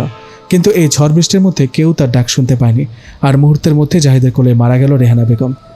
জাহিদ তার মাকে কোলে রেখে কেঁদেই চলেছে। হঠাৎ রেহানা বেগম জাহিদের দিকে চোখ তুলে তাকালো আর জাহিদের গলা চেপে ধরল। জাহিদ ভয়ে আঁতকে উঠল। জাহিদের শরীর শিউরে উঠল। জাহিদের বুঝতে বাকি রইল না যে এগুলো তার মা বাবা নয়, আর তার সন্দেহই সত্যি। মায়া রূপ নেওয়া জিন ফিরে এসেছে। রেহানা বেগমের লাশটা দাঁড়িয়ে পড়ল আর বলল, তুই বাঁচতে পারবি না জাহিদ, তুই বাঁচতে পারবি না বলে অট্টহাসিতে ফেটে পড়ল রেহানা বেগম আর অদৃশ্য হয়ে গেল। জাহিদ যেন ভয়ে স্তব্ধ হয়ে গেছে, কথা বলার শক্তি হারিয়ে ফেলেছে। ভয়ে কাঁপতে কাঁপতে জাহিদ আয়েশাকে কোলে নিয়ে ঘরে চলে আসলো। জাহিদের হাত পা শুধুই কাঁপছে। জাহিদ ভয়ে ভয়ে ফোনটা হাতে নিয়ে কাকে যেন বলছে, মায়া ফিরে এসেছে, মায়া আবার ফিরে এসেছে, আমাদের বাঁচান, ও আমাদের মেরে ফেলবে। জাহিদ জানে আজকে যদি সে ঘুমায় তাহলে সে আর বেঁচে থাকবে না। মায়ার রূপ ধরা সে জিনটা তাকে তুলে নিয়ে যাবে গোরস্থানে আর সেখানে মেরে ফেলবে। অন্যদিকে আয়েশার এখনও জ্ঞান ফেরেনি। জাহিদ আয়েশার মুখে পানি ছিটিয়ে দিল আর আয়েশার জ্ঞান ফিরল। আয়েশা জাহিদকে জড়িয়ে ধরে কাঁদছে আর বলছে, তোমাকে বললাম তাড়াতাড়ি করে বের হতে, তুমি তাড়াতাড়ি বেরোলেই তো মা বাবার কিছু হতো না, তোমার জন্যই আজ মা বাবা মারা গেল। আয়েশা বলল, মা বাবার কিছু হয়নি, তারা ভালো আছে। জাহিদের কথা শুনে চমকে উঠল আয়েশা। জিজ্ঞেস করলো, কিছু হয়নি মানে? তারা কি বেঁচে আছে? হ্যাঁ, তারা বেঁচে আছে। আর বাড়ির বাইরে যে দুজনকে দেখেছো তারা মা বাবা ছিল না, তারা হচ্ছে জিন। জিন মানে? জিনদের সাথে আমাদের কি সম্পর্ক? সে প্রতিশোধ নিতে এসেছে, মায়াকে খুন করার কারণে প্রতিশোধ নিতে এসেছে। সে কি আমাদেরকে মেরে ফেলবে? হ্যাঁ, সে আমাদের মারতে চায়। এতদিন আমাদের শরীর বন্ধ ছিল, তাই কোনো ক্ষতি করতে পারেনি, কিন্তু আজকে রাতে বাড়ির বাইরে যাওয়াতে আমাদের শরীর খুলে গেছে। এখন সে আমাদের মেরে ফেলবে। এখন আমরা বাঁচবো কিভাবে? প্লিজ কিছু করো। আমাদের কিছুই করার নেই, একমাত্র হুজুরই পারে আমাদেরকে বাঁচাতে। হুজুর আসা পর্যন্ত অপেক্ষা করতে হবে। এখন অজু করে জায়নামাজে বসে কোরআন হাতে নিয়ে বসে থাকতে হবে, নয়তো মায়া যে কোনো সময় আসতে পারে। জাহিদ আজকে আর ঘুমাবে না, সে জায়নামাজে বসেই কোরআন পড়ছে আর হুজুরের অপেক্ষা করছে। কিন্তু আয়েশা জানে না সে জিন কতটা ভয়ঙ্কর, তাই মাঝরাতে আয়েশা কোরআন পড়া বাদ দিয়ে শুয়ে ঘুমিয়ে পড়ল। জাহিদ মানা করলেও জাহিদের কথা শুনল না। জাহিদ কোরআন পড়েই চলেছে। সে জানে আজকে তার শরীর খোলা আছে, যে কোনো সময় মায়া ফিরে আসতে পারে। কিন্তু হঠাৎ জাহিদ খেয়াল করলো আয়েশা বিছানায় নেই। জাহিদ চমকে উঠল। আয়েশা তো একটু আগেও বিছানায় ছিল, তাহলে কোথায় গেল? জাহিদ কোরআন হাতে ভয়ে ভয়ে ওয়াশরুমের দিকে পা বাড়ালো। ওয়াশরুমে গিয়ে উঁকি মেরে দেখলো সেখানে আয়েশা নেই, ব্যালকনিতেও নেই আয়েশা। জাহিদ ভয় পেয়ে গেল। আয়েশা কোথায় গেল? আয়েশা এখানে নেই কেন? তাহলে কি মায়া আয়েশাকে গোরস্থানে নিয়ে গেছে? তাহলে তো আজকে আয়েশা শেষ। এসব ভাবতে ভাবতেই ভয়ে ঘেমে গিয়েছে জাহিদ। হঠাৎ দরজায় টোকা পড়ল। জাহিদের শরীর যেন শিউরে উঠল। কে আসলো? এত রাতে কে আসলো? মায়া আবার ফিরে আসলো না তো? ভয়ে ভয়ে জাহিদ দরজার দিকে এগিয়ে যাচ্ছে। এক পা দুই পা করে দরজার সামনে এসে পড়ল জাহিদ। এখন দরজায় টোকার শব্দটা যেন জাহিদের হার্টে এসে লেগেছে। জাহিদের হৃদস্পন্দন বেড়েই চলেছে। তবুও মনে একটু সাহস নিয়ে কাঁপা কাঁপা হাতে দরজা খুলল জাহিদ। দেখলো দরজার সামনে হুজুর দাঁড়িয়ে আছে। জাহিদ এবার একটু সাহস পেল আর হুজুরকে দেখা মাত্রই বলে উঠল, হুজুর, মায়া ফিরে এসেছে। মায়া আয়েশাকে গোরস্থানে নিয়ে গেছে। মায়া আয়েশাকে মেরে ফেলবে, প্লিজ কিছু করুন। অন্যদিকে আয়েশার বিদ্যুৎ চমকানোর শব্দে ঘুম ভাঙল। আয়েশা উপরের দিকে তাকিয়ে দেখে উপরে ছাদ নেই আর তার নিচে বিছানা নেই। সে পড়ে আছে কাদা মাটিতে। ভয়ে আয়েশার গা শিউরে উঠল। কি ঘুটঘুটে অন্ধকার, চারিপাশটা নিস্তব্ধ, শুধু মাঝে মাঝে বিদ্যুৎ চমকাচ্ছে। আয়েশার মনে হচ্ছে বজ্রপাতগুলো যেন তার ওপর পড়ছে। বিশাল একটা বিদ্যুৎ চমকানোর আলোয় চারপাশটা কিছু সময়ের জন্য আলোকিত হয়ে উঠল। আর আয়েশা দেখতে পারল তার আশেপাশে শুধুই ভাঙাচোরা কবর, আর সে পড়ে আছে একটা গোরস্থানের মাঝে। ভয়ে আয়েশার গা শিউরে উঠল। কি করবে বুঝতে পারছে না, শুধু এইটুকুই জানে আয়েশার সামনে অপেক্ষা করছে খুবই ভয়ঙ্কর বিপদ। হঠাৎ কেউ আয়েশার কাঁধে হাত রাখলো। আয়েশা ভয়ে কেঁপে উঠল। ভাবছে হয়তো মায়া ফিরে এসেছে। ভয়ে ভয়ে পেছনের দিকে তাকিয়ে দেখল জাহিদ। আয়েশা হাউমাউ করে কেঁদে দিয়ে জাহিদকে জড়িয়ে ধরল আর জিজ্ঞেস করলো, আমরা এখানে কেন? আমরা এখানে কি করছি?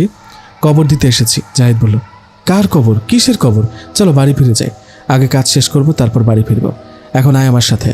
আয়েশা জাহিদের কথা শুনে একটু ভয় পাচ্ছে। আজকে জাহিদের কথা বলার ভঙ্গি কেমন যেন অন্যরকম।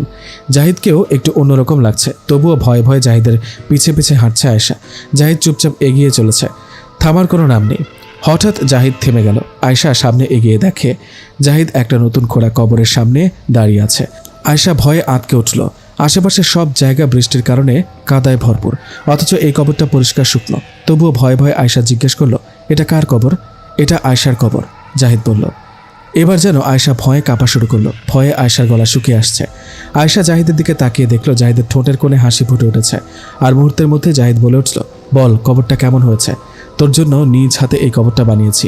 আয়েশা ভয়ে স্তব্ধ হয়ে গেছে, কথা বলার শক্তি হারিয়ে ফেলেছে। আর তখনই পেছন থেকে একটা চিৎকার ভেসে আসলো।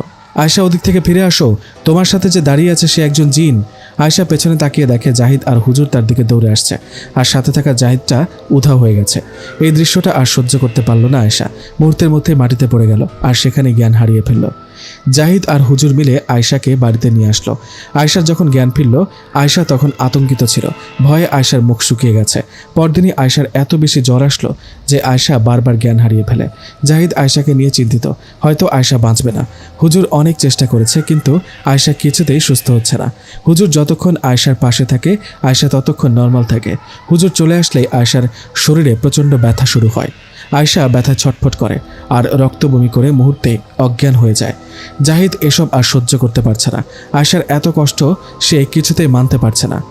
হুজুর জাহিদকে জিজ্ঞাসা করলো, জাহিদ, কিছু তো আছে যা তোমরা আমার থেকে লুকাচ্ছ, যার কারণে আয়শার এই অবস্থা। যদি তুমি না বলো কি লুকাচ্ছ, তাহলে আয়শাকে আমি কখনো সুস্থ করতে পারবো না। আয়শাকে বাঁচাতে হলে আমাকে সত্য কথা বলতে হবে। বলো তুমি কি লুকাচ্ছ? হুজুর, আমি ভুল করেছি। আমি নিজেই মায়াকে কথাটা বলতে যাবে তখনই জাহিদের মা বাবা এসে পড়ল। তারা আয়শাকে এই অবস্থায় দেখে হাসপাতালে নিয়ে গেল, আর জাহিদ কথাটা বলতে পারল না। 2 দিন হয়ে গেল, আয়শাকে ডাক্তার, হাসপাতাল সবই দেখিয়েছে, কিন্তু আয়শার জ্বর কিছুতেই কমছে না। আর হুজুর এই 2 দিনে অনেকবার জাহিদকে জিজ্ঞেস করেছে সত্য কথাটা জানার জন্য, কিন্তু জাহিদ আর কিছুই বলেনি। বললে জাহিদের মান সম্মান সব শেষ হয়ে যাবে, তাই চুপ করে থাকে। তবে হুজুরের আর বুঝতে বাকি নেই যে জাহিদ ওই জিনটার অনেক বড় ক্ষতি করেছে। হুজুর সত্য না জানার কারণে আয়শাকে সুস্থ করার কোনো উপায় খুঁজে পাচ্ছে না, এবং হুজুর মনে শান্তি পাচ্ছে না। তাই বাধ্য হয়ে হুজুর সিদ্ধান্ত নিলেন আগামীকাল রাতে হুজুর ওই গোরস্থানে যাবে এবং জিনকে হাজির করে সত্যটা জানবে। দেখতে দেখতে সেই সময় এসে পড়ল, আর হুজুর এগিয়ে চলল ওই গোরস্থানের দিকে। সত্য জানার ইচ্ছা আর আয়শাকে সুস্থ করার আকাঙ্ক্ষা নিয়ে এগিয়ে চলছে ওই গোরস্থানের দিকে। হুজুর নিজেও জানে না ওই গোরস্থানে হুজুরের জন্য কি অপেক্ষা করছে, কি হবে আজকের রাতে। যাই হোক না কেন, হুজুর কোনো কিছুই ভয় পায় না। তাকে যে কোনো মূল্যে সত্যিটা জানতে হবে। জানতেই হবে সেই জিনটা কেন জাহিদকে মারতে চায়। হুজুর এগিয়ে চলছে জনমানবহীন রাস্তা দিয়ে। রাস্তাটা এতটাই অন্ধকার যে নিজের শরীর পর্যন্ত দেখা যায় না। ছোট একটা টর্চ লাইট জ্বালিয়ে গুটি গুটি পায়ে হেঁটে চলেছে হুজুর। চারিপাশটা একেবারে নিস্তব্ধ, অথচ এই রাস্তা দিয়ে দিনের বেলায় চলাচল করে শত শত মানুষ, আর রাত হলে এই রাস্তাটা হয়ে যায় জনমানব শূন্য। হুজুর হেঁটে চলেছে তো চলছেই, থামার কোনো নামই নেই। হঠাৎ হুজুরের মনে হলো পিছে পিছে কেউ আসছে। হুজুর থামলেন, পেছনে ঘুরে তাকালেন, কিন্তু কাউকে দেখতে পেলেন না। আবার এগিয়ে চলেছে হুজুর। আবারও হুজুরের মনে হচ্ছে কেউ পেছনে আসছে। হুজুর ঘুরে দেখলো, কিন্তু এবারও কেউ নেই। হুজুর পেছন থেকে ঘুরে সামনে তাকাতে কিছু একটা হুজুরের সামনে লাফিয়ে পড়ল। হুজুর চমকে উঠলেন। হুজুর সামনে তাকিয়ে দেখে একটা কালো বিড়াল হুজুরের দিকে বড় বড় চোখ করে তাকিয়ে আছে। হুজুর বিড়ালের দিকে তাকাতেই বিড়ালটা একদিকে দৌড় দিল, আর মুহূর্তের মধ্যেই কোথায় যেন হারিয়ে গেল। হুজুর আবার এগিয়ে চললেন ওই গোরস্থানের দিকে। কিছুক্ষণ এগিয়ে চলার পর হুজুরের আবারও মনে হলো পেছনে কেউ আসছে।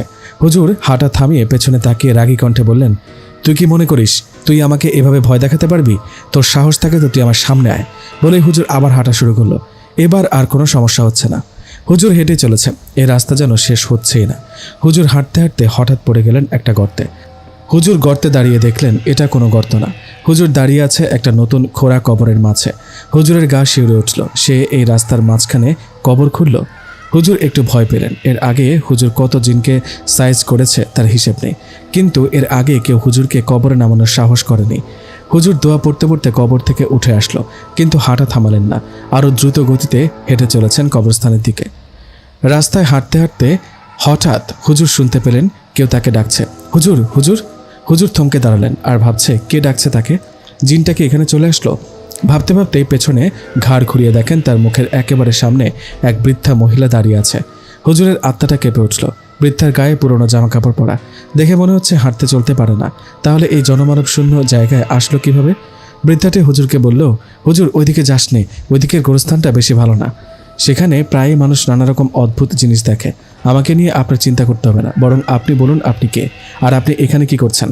আমি কয়েক মাস ধরে কারোর জন্য অপেক্ষা করছি। কয়েক মাস ধরে অপেক্ষা করছেন মানে? তোর এসব ভাবতে হবে না, তুই বাড়ি ফিরে যা। আমি এখন বাড়ি যেতে পারবো না, আমার কাজ আছে। বলেই হুজুর চলে আসলেন। একটু দূর গিয়ে পেছনে তাকিয়ে দেখেন বৃদ্ধাটি মুহূর্তের মধ্যেই গায়েব হয়ে গেছে। হুজুর বুঝতে পারলেন বৃদ্ধাটি একজন জিন ছিল আর তাকে ভয় দেখাতে এসেছিল। হুজুর দ্রুত গতিতে আবার হাঁটা শুরু করলেন। অবশেষে হুজুর সেই গোরস্থানে এসে পড়লেন। হুজুর গোরস্থানটা ভালো করে দেখার চেষ্টা করছেন, কিন্তু হুজুরের হাতে থাকা ছোট্ট টর্চ লাইটের আলোয় একটু দূরেই দেখা যায় না। গোরস্থানটায় খুটখুটে অন্ধকার, চারিপাশটা একেবারে নিস্তব্ধ। অথচ হুজুর জানে যে গোরস্থানে রাতের বেলায় শেয়ালদের ডাকাডাকিতে মানুষের ঘুম হারাম হয়ে যায়, কিন্তু এই গোরস্থানটা একেবারে অন্যরকম। কোনো শিয়াল তো দূরের কথা, একটা মশাও নেই এই গোরস্থানে। হুজুর অনেকক্ষণ দাঁড়িয়ে আছে গোরস্থানের মাঝখানে, কিন্তু কিছুই বুঝে উঠতে পারছে না। এবার হুজুর সূরা জিন পড়া শুরু করলো, সাথে আরও কি আয়াত যেন বলল। এরপর হুজুর জিনকে ডাকছে, কিন্তু সেই জিনটা আসছে না। হুজুর অনেক চেষ্টা করেছেন জিনকে হাজির করার জন্য, কিন্তু জিনটির কোনো অস্তিত্ব খুঁজে পাওয়া যাচ্ছে না। তারপরেই হঠাৎ সবকিছু এলোমেলো হতে শুরু করলো। প্রচণ্ড গতিতে বাতাস শুরু হলো। অতিরিক্ত বাতাসের বেগে হুজুরের সেখানে দাঁড়িয়ে থাকাটাই কঠিন হয়ে পড়েছে। তবুও হুজুর দাঁড়িয়ে দোয়া পড়ছে। আকাশটা কালো মেঘে ঢেকে গেল, চারিদিকটা বাতাসে লণ্ডভণ্ড হয়ে গেল। আর কেউ রাগী গলায় চিৎকার করে বলছে, তুই চলে যা এখান থেকে, নয়তো তুই মরবি। আমি তোকে মারতে চাই না, তুই চলে যা। তুই জাহিদের কোনো উপকার করিস না, নয়তো তুই মরবি। না, আমি যাব না। আমি এখানে জানতে এসেছি তুই কেন জাহিদকে মারতে চাস। জাহিদের সাথে তোর কিসের শত্রুতা? আমি প্রতিশোধ নিতে এসেছি বলেই চুপ হয়ে গেল জিনটা। আর চারিদিকটাও শান্ত হয়ে গেল, বাতাস থেমে গেল, গোরস্থানটা স্বাভাবিক হয়ে গেল। হুজুর হতাশ। হুজুর জানতে এসেছিল জিনটা জাহিদকে কেন মারতে চায়, কিন্তু জিন হুজুরকে কিছুই বলল না। হুজুর হতাশ হয়ে গোরস্থান থেকে চলে যাচ্ছিলেন, কিন্তু হঠাৎ কেউ হুজুরের কাঁধে হাত রাখল। হুজুর ভয়ে কেঁপে উঠল। এই নিস্তব্ধ গোরস্থানে কে হুজুরের কাঁধে হাত রাখল? হুজুর একটু ভয়ে ভয়ে পেছনে তাকালেন, দেখলেন বিশাল আকৃতির একজন লোক। গায়ে তার সাদা জামা, মাথায় সাদা পাগড়ি বাঁধা। হুজুর বুঝতে পারলেন এটা একটা জিন। হুজুর একটু ভয় পেয়ে চুপ করে আছেন, আর জিনটা বলে উঠল, হুজুর সত্যটা কি জানবেন না? হুজুর ভয়ে ভয়ে জিজ্ঞেস করলেন, কে তুই? আমি গোরস্থানের জিন, এই গোরস্থানেই থাকি। তাহলে তুই তো সেই জিন যে জাহিদকে শুধু দৌড়াতে বলিস, তাই না? হ্যাঁ, আমি সেই জিন। এবার বল, ওই শয়তান জিনটা পালালো কেন? আমার সাথে দেখা না করে পালালো কেন? ও পালায়নি, ও আপনাকে মারতে চায় না, তাই চলে গেছে। ও এতটাই শক্তিশালী যে দুনিয়ার কোনো তান্ত্রিক সাধু কবিরাজ ওকে হারাতে পারবে না। ও দুনিয়ার সবচেয়ে শক্তিশালী জিনদের একজন। ওর এত শক্তির রহস্য কি? ও কিভাবে এত শক্তিশালী হলো? ওর এত শক্তির রহস্য হলো ওর ঈমান। রবের প্রতি বিশ্বাস আর ভালোবাসার কারণে ও এত শক্তিশালী হয়েছে যে দুনিয়ার কোনো তান্ত্রিক সাধুর কালো জাদুও ওকে স্পর্শ করতে পারে না। ও যদি এতই ভালো হয় তাহলে জাহিদের পেছনে পড়ে আছে কেন? জাহিদকে মারতে চায় কেন? জাহিদ খুন করেছে, ও নিজের স্ত্রী মায়াকে খুন করেছে। ও তার প্রতিশোধ নিতে এসেছে। ও জাহিদকে মেরে ফেলবে। যদি আপনি বাঁচতে চান তাহলে জাহিদকে বাঁচানোর চেষ্টা ছেড়ে দিন, নয়তো ও আপনাকেও মেরে ফেলবে। যদি বাঁচতে চান তাহলে চলে যান এখান থেকে, নয়তো আপনি বাঁচবেন না বলে অদৃশ্য হয়ে গেল গোরস্থানের জিন। আর হুজুর দাঁড়িয়ে ভাবছে, আমি এতদিন একটা খারাপ লোককে সাহায্য করেছি, একজন খুনিকে সাহায্য করেছি, এটা অন্যায়। আমি এখান থেকে চলে যাব। আমি জাহিদকে আর কোনো সাহায্য করব না। সকালে জাহিদ দৌড়ে আসলো হুজুরের কাছে, এসে বলল, হুজুর আয়শার অবস্থা খুবই খারাপ, ওকে বাঁচান, আয়শাকে বাঁচান, নয়তো আয়শা মরে যাবে। তোদের মতো পাপীদের মরাই উচিত। আয়শা তোর করা পাপের কারণেই মারা যাবে। এসব কি বলছেন হুজুর? আমি কিছুই করিনি, ওই জিনটা খারাপ, তাই আমাদের মারতে চায়। হুজুর রেগে গিয়ে জাহিদের গালে থাপ্পড় মারল আর বলল, তোর লজ্জা করে না? নিজের স্ত্রীকে খুন করে বলিস কিছুই করিসনি? তোর মরাই উচিত। আমি চলে যাচ্ছি, তুই মরবি। আজ রাতে মায়া আসবে তোর পাপের হিসেব নিতে। আজ রাতে মায়া ফিরে আসবে, এটা ভাবতেই জাহিদের কলিজাটা শুকিয়ে যাচ্ছে। জাহিদের মস্তিষ্কের কার্যক্ষমতা কমে যাচ্ছে। জাহিদ তার শরীরের সমস্ত শক্তি হারিয়ে ফেলছে। ভয়ে জাহিদের আত্মা এখনই বেরিয়ে যায় অবস্থা। আজ রাতে কি হবে জাহিদের, সেটাই ভাবছে জাহিদ। হুজুরকে অনেক অনুরোধ করলো জাহিদ, কিন্তু হুজুর জাহিদের কোনো কথাই মানছে না। শেষ পর্যন্ত হুজুর রাজি হলো জাহিদকে মায়ার হাত থেকে বাঁচানোর জন্য, কিন্তু একটা শর্ত দিল। শর্তটা হচ্ছে এরকম যে হুজুর সেই জিনকে আটকাবে, তবে জিনকে আটকানোর পর জাহিদকে পুলিশের কাছে আত্মসমর্পণ করতে হবে, নয়তো হুজুর আবার জিনটাকে ছেড়ে দিবে। কিন্তু জাহিদ জানে সে যদি পুলিশের কাছে আত্মসমর্পণ করে তাহলে তার ফাঁসি হবে, আর তার মা বাবা এলাকার কারো কাছে মুখ দেখাতে পারবে না। তাই জাহিদ এই শর্তে রাজি হলো না। জাহিদ হুজুরকে বলল, হুজুর আপনি আমাকে এই কাজটি করতে বলবেন না। আমি যদি আত্মসমর্পণ করি তাহলে তো আমার ফাঁসি হবে। আপনি এই শর্ত ব্যতীত আমাকে যা বলবেন আমি তাই শুনবো। আপনার যত টাকা লাগে বলবেন, আমি দিব। তবুও আপনি আমাকে বাঁচান। জাহিদ, তুমি আমাকে এখনও চিনতে পারলে না। আমাকে তুমি টাকা দিয়ে কিনতে পারবে না। আমি রুকাইয়া শিখেছি মানুষের উপকার করার জন্য, টাকা পয়সা ইনকাম করার জন্য না। আর তোমার মতো খুনিকে বাঁচানোর কোনো ইচ্ছে আমার নেই। আমি চললাম বলেই হুজুর চলে গেল। আর জাহিদ হুজুরে চলে যাওয়ার দিকে হাঁ করে তাকিয়ে রইল। জাহিদের যে এখন কিছুই করার নেই। অন্যদিকে আয়শা হাসপাতালে ব্যথার যন্ত্রণায় ছটফট করছে, আর জাহিদ হতাশ হয়ে বাড়ি ফিরল। জিনটা আজ রাতে ফিরবে, মায়ের সাথে করা অন্যায়ের প্রতিশোধ নিবে। এটা ভাবতেই জাহিদের গলা শুকিয়ে যাচ্ছে। জাহিদ কার কাছে যাবে, কিভাবে নিজের জীবন বাঁচাবে, কিছুই বুঝতে পারছে না। হঠাৎ জাহিদের ফোনে রিং বেজে উঠল। জাহিদ কল রিসিভ করতে ওপাশ থেকে রেহানা বেগম বলে উঠল, জাহিদ, আয়শা এখন মোটামুটি সুস্থ। একটা অপরিচিত লোক আয়শাকে সুস্থ করে তুলেছে। জাহিদ অবাক হয়ে জিজ্ঞেস করলো, কে সে আর কিভাবে সুস্থ করলো? তুই তার নাম্বার নে, তার সাথে কথা বললেই বুঝতে পারবি। রেহানা বেগমের কাছ থেকে জাহিদ নাম্বার নিল। এবার যেন জাহিদ বাঁচার একটু আশা ফিরে পেল। মনের মধ্যে বেঁচে থাকার আকাঙ্ক্ষা বাড়তে শুরু করলো। জাহিদ ফোনটা হাতে নিয়ে কল দিল সে নাম্বারে। মুহূর্তের মধ্যেই কল রিসিভ হলো আর জাহিদ শুনতে পেল একটা পরিচিত কণ্ঠ ভেসে আসছে ফোনের ওপাশ থেকে। হ্যালো জাহিদ। হ্যাঁ আমি জাহিদ, কে আপনি? আমার পরিচয় আপাতত না জানলেও চলবে, আগে বল তোর সমস্যা কি? আপনি কি আমায় বাঁচাতে পারবেন? আজ রাতে মায়া ফিরে আসবে আমায় মারতে, আপনি আমাকে বাঁচান প্লিজ। ঠিক আছে আমি দেখব, বলেই ফোনটা কেটে দিল সেই লোকটি। জাহিদ ভাবছে লোকটিকে হয়তো সে চেনে আর লোকটিও হয়তো তাকে জানে, কিন্তু কে ওই লোক? সে কি আজ রাতে আমাকে বাঁচাতে আসবে নাকি আমার মারা যেতে হবে? মায়ার প্রতিশোধ নিতে আসা সেই জিনটার হাতে? এসব ভাবতে ভাবতে সারাদিন চলে গেল। জাহিদ একা বাড়িতে ভয়ে অস্থির হয়ে গেছে, সে কি করবে ভেবে পাচ্ছে না। এদিকে রাতও হয়ে আসলো, কিন্তু সেই লোকটি এখনো আসলো না। জাহিদ কোরআন হাতে নিয়ে বসে আছে জানামাজে, যদি কোরআন পড়া দেখে ভয় পেয়ে জিনটি না আসে। কিন্তু জাহিদ ভুলেই গেছে সেই জিনটি পবিত্র, তাই সে কোরআন পড়া দেখে ভয় পাবে না। দেখতে দেখতে রাত গভীর হয়ে আসছে আর জাহিদের ভয় যেন বেড়েই চলেছে। জাহিদ সন্ধ্যার পর থেকে জায়নামাজ ছেড়ে একবারের জন্য ওঠেনি, কিন্তু এবার উঠতে হবে। জাহিদকে ওয়াশরুমে যেতে হবে। জাহিদ ভয়ে ভয়ে ওয়াশরুমের দিকে এগিয়ে যাচ্ছে। ওয়াশরুমের সামনে এসে জাহিদ যেই ওয়াশরুমের দরজা খুলল, দেখতে পেল মায়া তার সামনে দাঁড়িয়ে আছে। ভয়ে আঁতকে উঠল জাহিদ, ভয়ে চোখ দুটো বন্ধ করে ফেলল সে। একটু পর চোখ খুলে তাকালো, দেখলো সামনে কেউ নেই। জাহিদ ভাবল সে ভুল দেখেছে। জরুরি প্রয়োজন সেরে ওয়াশরুম থেকে বেরিয়ে আসলো জাহিদ। আবার জায়নামাজে বসে কোরআন পড়া শুরু করে জাহিদ। হঠাৎ একটা আয়াতে চোখ পড়ল জাহিদের। আমার ইবাদত করার জন্যই আমি মানব ও জিন জাতি সৃষ্টি করেছি, সূরা যারিয়াত। জিন লেখাটা দেখে জাহিদের অবস্থা খারাপ হতে শুরু করলো। জাহিদের মনে ভয় বাড়তে শুরু করলো। জাহিদ ভাবছে, এখন যদি জিনটা ফিরে আসে তাহলে কি হবে আমার? কে বাঁচাবে আমাকে? এখনও তো সেই লোকটি আসেনি। এসব ভাবতে ভাবতেই হঠাৎ জাহিদের নাকে ভেসে আসলো শরীর পচা সেই ভয়ঙ্কর গন্ধ। জাহিদ ভয়ে কাঁপতে শুরু করলো। জাহিদের বুঝতে আর বাকি রইল না যে মায়া ফিরে এসেছে, তার প্রতিশোধ নিতে মায়া ফিরে এসেছে। এই শরীর পচা ভয়ঙ্কর গন্ধটা এতটাই তীব্র হয়ে আসছে যে জাহিদের নাড়ি ভুঁড়ি মুখ দিয়ে বেরিয়ে আসার উপক্রম। জাহিদ এই গন্ধটা সহ্য করতে পারছে না, শুধুই ছটফট করছে আর নিজের নাক মুখ ঢেকে গন্ধ কমানোর চেষ্টা করছে। কিন্তু কিছুতেই এই দুর্গন্ধটা কমছে না, বরং আরও বেড়েই চলেছে। হঠাৎ সারা ঘরের লাইটগুলো একে একে সব ভেঙে কুড়িয়ে যাচ্ছে আর মাথার উপর থাকা ফ্যানটা ছিটকে পড়ল জাহিদের সামনে। সারা ঘরটা অন্ধকারে ডুবে গেছে, একেবারে নিস্তব্ধ পরিবেশ। জাহিদের আত্মাটা শুকিয়ে যাচ্ছে। হঠাৎ জাহিদ দেখতে পেল এই অন্ধকারের মাঝে মায়া মোমবাতি হাতে এগিয়ে আসছে তার দিকে। পরনে তার রক্তাক্ত সাদা শাড়ি, খোপায় বেঁধেছে রক্ত মাখা গোলাপ। মাথা থেকে টপ টপ করে মাটিতে পড়ছে তাজা রক্ত। ভয়ে জাহিদ স্তব্ধ হয়ে গেছে। জাহিদ জানে তার সামনে অপেক্ষা করছে এক ভয়ঙ্কর মৃত্যু। মায়া এক পা দুই পা করে এগিয়ে আসছে আর বলছে, আমাকে মেরে সুখে আছিস তাই না? নতুন বিয়ে করেছিস, এখন হানিমুন করবি, বউ নিয়ে বিভিন্ন দেশে দেশে ঘুরে বেড়াবি তাই না? আমাকে ছেড়ে দাও প্লিজ, আমি ভুল করেছি, আমাকে ক্ষমা করে দাও। আয়শার তো সৌভাগ্য হয়েছে তোর সাথে হানিমুন করার, কিন্তু আমি তো তোর স্পর্শও পাইনি। আমি কি ভুল করেছিলাম? কেন আমায় হত্যা করলি? জাহিদ ভয়ে কথা বলার শক্তি হারিয়ে ফেলেছে।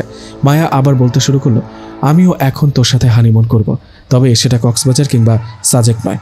তোকে নিয়ে যাব ওই গোরস্থানে, সেখানে আমি আনন্দ করব, কিন্তু তুই আনন্দ করতে পারবি না, কারণ তোর কলিজা ছিঁড়েই আমি আনন্দ পাবো। বলেই অট্টহাসিতে ফেটে পড়ল মায়া।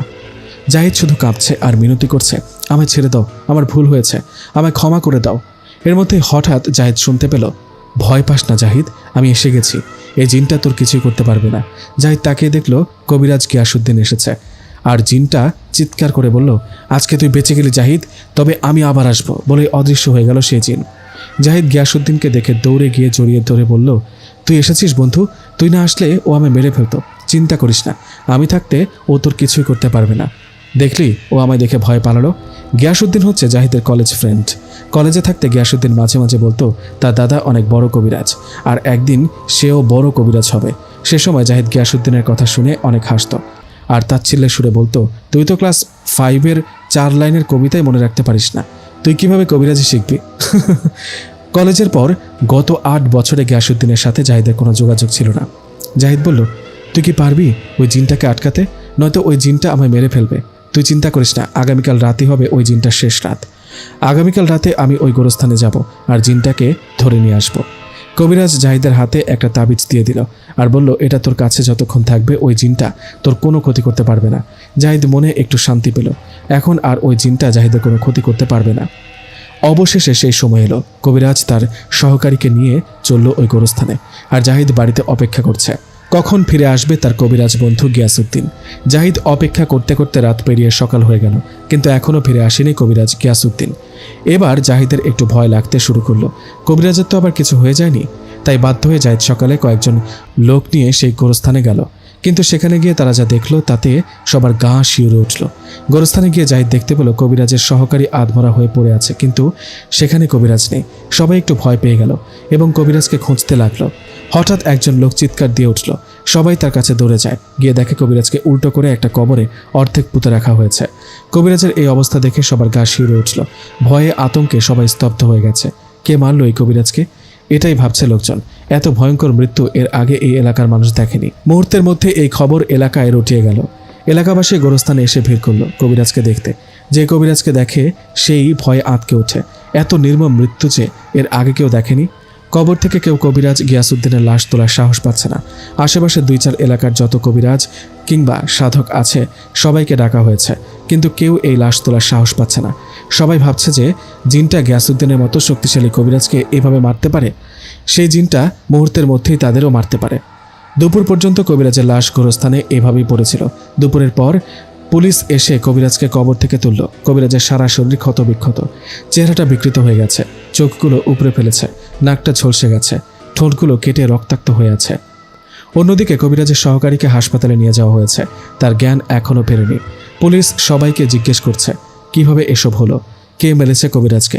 তবে লোকজন কিছুই বলছে না, তারা জানেই না কিভাবে মারা গেছে কবিরাজ। শুধু এইটুকুই জানে কোনো জিন মেরেছে কবিরাজকে। কিন্তু পুলিশ তো এসবে বিশ্বাস করে না, তারা কবিরাজের সহকারীকে সন্দেহ করছে। আর জাহিদ সকাল থেকে সেই কবরের পাশে স্তব্ধ হয়ে বসে আছে, কি করবে ভেবে পাচ্ছে না।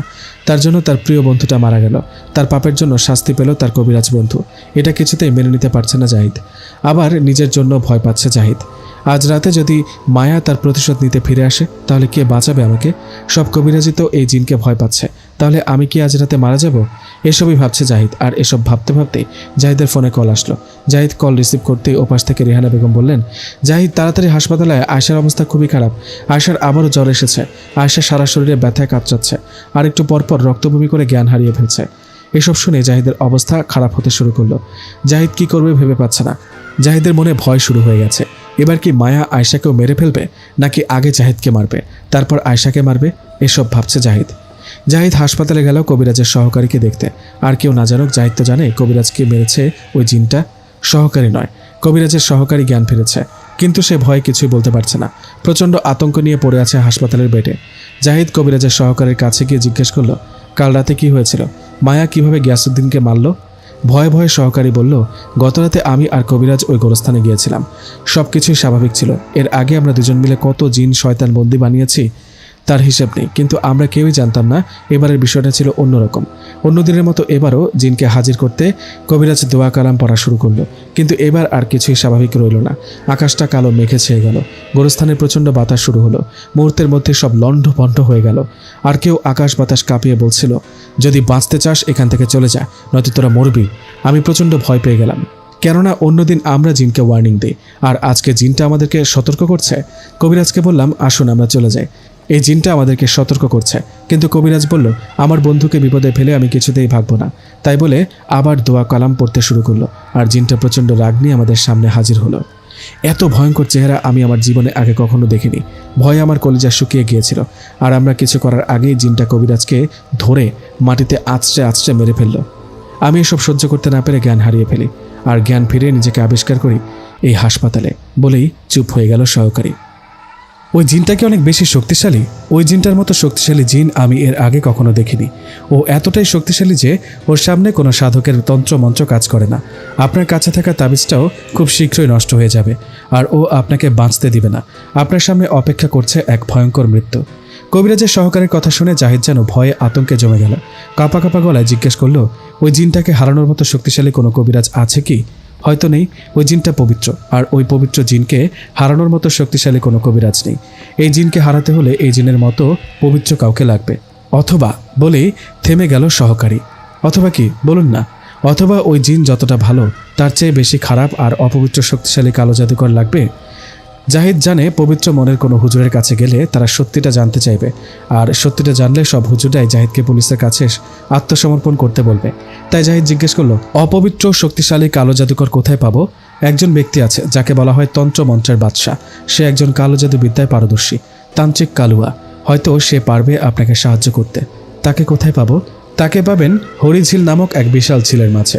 সেই ঝিলের মাঝে 3টি উঁচু পরিত্যক্ত চিতার পাড় আছে। সেই 3টি চিতার পাড়ের একটাতে তান্ত্রিক কালুয়া থাকে। আপনার সেখানে গিয়ে তান্ত্রিক কালুয়াকে নিয়ে আসতে হবে। আমি আজই যাব সেই ঝিলের মাঝে আর নিয়ে আসবো সেই তান্ত্রিক কালুয়াকে। তবে সাবধান, সেই ঝিলটা এত বেশি ভয়ঙ্কর যে সেখানে দিনের বেলায়ও মানুষ যেতে ভয় পায়। আর আপনাকে সেই ঝিলে রাতের বেলায় যেতে হবে। আর মনে রাখবেন, তান্ত্রিক কালুয়া ভীতু মানুষ পছন্দ করে না। আর এটাও মনে রাখবেন, এর আগে অনেকেই তান্ত্রিক কালুয়ার কাছে যেতে চেয়েছে, তার অধিকাংশই তান্ত্রিক পর্যন্ত পৌঁছানোর আগেই মারা গেছে। না, আমি মারা যাব না, আমি পৌঁছাবো সেই তান্ত্রিকের কাছে। তাহলে যান। আর মনে রাখবেন, এই তান্ত্রিক যদি ওই জিনকে হারাতে না পারে তাহলে আপনাকে আর কেউ বাঁচাতে পারবে না, আপনার মৃত্যু নিশ্চিত। তবুও জাহিদ রাজি হলো সেই তান্ত্রিকের কাছে যেতে। কিন্তু জাহিদ নিজেও জানে না সেই ঝিলে তার জন্য অপেক্ষা করছে এক ভয়ঙ্কর বিপদ। জাহিদ সেখান থেকে বেরিয়ে আসলো আর আয়শাকে দেখতে গেল। আয়শার অবস্থা দেখে জাহিদ চমকে গেল। মাত্র এই 2-1 দিনের ব্যবধানে আয়শার শরীর কালো হয়ে গেছে। দেখে মনে হচ্ছে শরীরের বিভিন্ন জায়গায় ঘা হয়েছে। অথচ সেদিনও আয়শার সৌন্দর্য ছিল পাগল করার মতো, যাকে দেখলে জাহিদ নিজেকে সামলাতে পারতো না। আর সেই আয়শার চেহারা এত বাজে হয়ে গেছে যে দেখলে বমি আসে। আয়শার শরীরটা ক্ষতবিক্ষত হয়ে গেছে, মনে হচ্ছে কেউ চাবুক মেরেছে। অথচ সে 3 দিন ধরে পড়ে আছে এই হাসপাতালে। জাহিদ আয়শার এই অবস্থা কিছুতেই সহ্য করতে পারছে না। আয়শার এই অবস্থা দেখে জাহিদ যেন স্তব্ধ হয়ে গেছে। অন্যদিকে আয়শার মা বাবা মেয়ের এই অবস্থা দেখে শুধুই ছটফট করছে। আয়শার মা তো পুরোপুরি ভেঙে পড়েছে। জাহিদকে দেখে আয়শার মা জাহিদের চাচি বলল, তোর অবস্থা খারাপ দেখে তোকে বাঁচাতে আমার মেয়েটাকে তোর হাতে তুলে দিয়েছিলাম, আর এখন আমার মেয়েরই মরার মতো অবস্থা, সে মনে হয় আর বাঁচবে না বলে কান্না জুড়ে দিল আয়শার মা। তুমি চিন্তা করো না, আমি আয়শাকে বাঁচাবো, যে কোনো মূল্যে আমি আয়শাকে বাঁচাবো, প্রয়োজনে নিজের জীবন দিয়ে হলেও আমি আয়শাকে বাঁচাবো। আমি যাচ্ছি। তুই কোথায় যাবি সেটা না জানলেও চলবে, তবে জেনে রাখো, হয়তো আমি আর ফিরে আসবো না, কিন্তু আমি মারা গেলেও আয়শাকে বাঁচাবো বলে হাসপাতাল থেকে বেরিয়ে গেল জাহিদ। উদ্দেশ্য সেই হরিঝিল নামক বিশাল ঝিল। জাহিদ নিজেই নিজেকে বলছে, আমার পাপের জন্য আমার বন্ধু মারা গেছে, আর এখন আয়শার অবস্থাও খুব খারাপ, হয়তো আয়শাও মারা যাবে, কিন্তু আমি আয়শাকে মরতে দিব না। আমার পাপের শাস্তি আমি আয়শাকে পেতে দিব না, যে কোনো মূল্যে আমি আয়শাকে বাঁচাবো। এসব ভাবতে ভাবতে হঠাৎ জাহিদের কানে ভেসে আসলো, মায়া এসেছে, আমাদের মারতে মায়া ফিরে এসেছে। জাহিদ চমকে উঠল, মনে ভয় ঢুকে গেল। জাহিদ এদিক সেদিক তাকিয়ে দেখার চেষ্টা করছে, আসলে কি মায়া ফিরে এসেছে নাকি এটা তার মনের ভুল। জাহিদ দেখলো একটা মেয়ে বাসে উঠেই তার বান্ধবীদের মারছে। বান্ধবীরা চেঁচামেচি আর হাসি ঠাট্টা করছে। জাহিদ বুঝতে পারলো ওই মেয়েটার নাম মায়া। এবার যেন জাহিদ একটু নিশ্চিত হলো, কিন্তু এই মায়া নামটা শুনতেই জাহিদের মনে পড়ে গেল সেই প্রথম দিনের কথা, যেদিন জাহিদ তার পরিবারের সাথে মায়াকে দেখতে গিয়েছিল। মায়াকে যখন জাহিদের সামনে আনা হলো, সবাই দেখার পর জাহিদ আর মায়াকে আলাদা কথা বলার সুযোগ দেওয়া হলো। সেখানে মায়া জাহিদকে জিজ্ঞেস করলো, আমাকে কি আপনার পছন্দ হয়েছে? জাহিদ কিছু বলছে না, চুপ করে আছে। মায়া আবার বলল, আমাকে আপনার পছন্দ নাও হতে পারে, যদি পছন্দ না হয় বলে দিতে পারে, আমি কিছু মনে করব না। জাহিদ আবারও চুপ করে আছে, কিছুই বলছে না।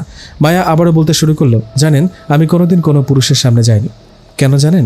আমি সবসময় চাইতাম আমাকে শুধু আমার স্বামী দেখুক, আমাকে শুধু আমার স্বামী স্পর্শ করুক। আমার অন্যান্য বান্ধবীদের ছেলে বেস্ট ফ্রেন্ড আছে, কারো কারো বয়ফ্রেন্ডও আছে, কিন্তু আমার কোনো ছেলে ফ্রেন্ড নেই, কারণ আমি সবসময় চাইতাম আমার স্বামী হবে আমার একমাত্র বেস্ট ফ্রেন্ড। আমার বান্ধবীরা যখন তাদের বয়ফ্রেন্ডের সাথে ঘুরে বেড়াতো, আমি তখন স্বপ্ন দেখতাম আমার স্বামীকে নিয়ে দেশ বিদেশে ঘোরার। আমার হৃদয়ের সমস্ত ভালোবাসা পাওয়ার অধিকার শুধুই আমার স্বামীর, তাই আমি আমার স্বামীর আমানত আমি খুব যত্নে আগলে রেখেছি। বিয়ের পর সেই ভালোবাসা আমার স্বামীকে উজাড় করে দেব। আমার স্বামীকে নিয়ে আমি অনেক স্বপ্ন সাজিয়েছি। যদি আমাকে আপনার পছন্দ না হয় তাহলে বলে দিন, কারণ আমি চাই না আমার স্বপ্নগুলো নষ্ট হোক। এবার বলুন, আপনি কি আমায় বিয়ে করবেন? জাহিদ মাথা নাড়িয়ে বলল, হ্যাঁ। আর মায়া লজ্জায় চোখ বন্ধ করে রুমে চলে গেল। মায়া খুব খুশি ছিল, কারণ মায়া তার ভালোবাসার মানুষটিকে পেতে চলেছে। তার স্বপ্নের সেই মানুষটিকে তাকে খুব শীঘ্রই নিয়ে যাবে।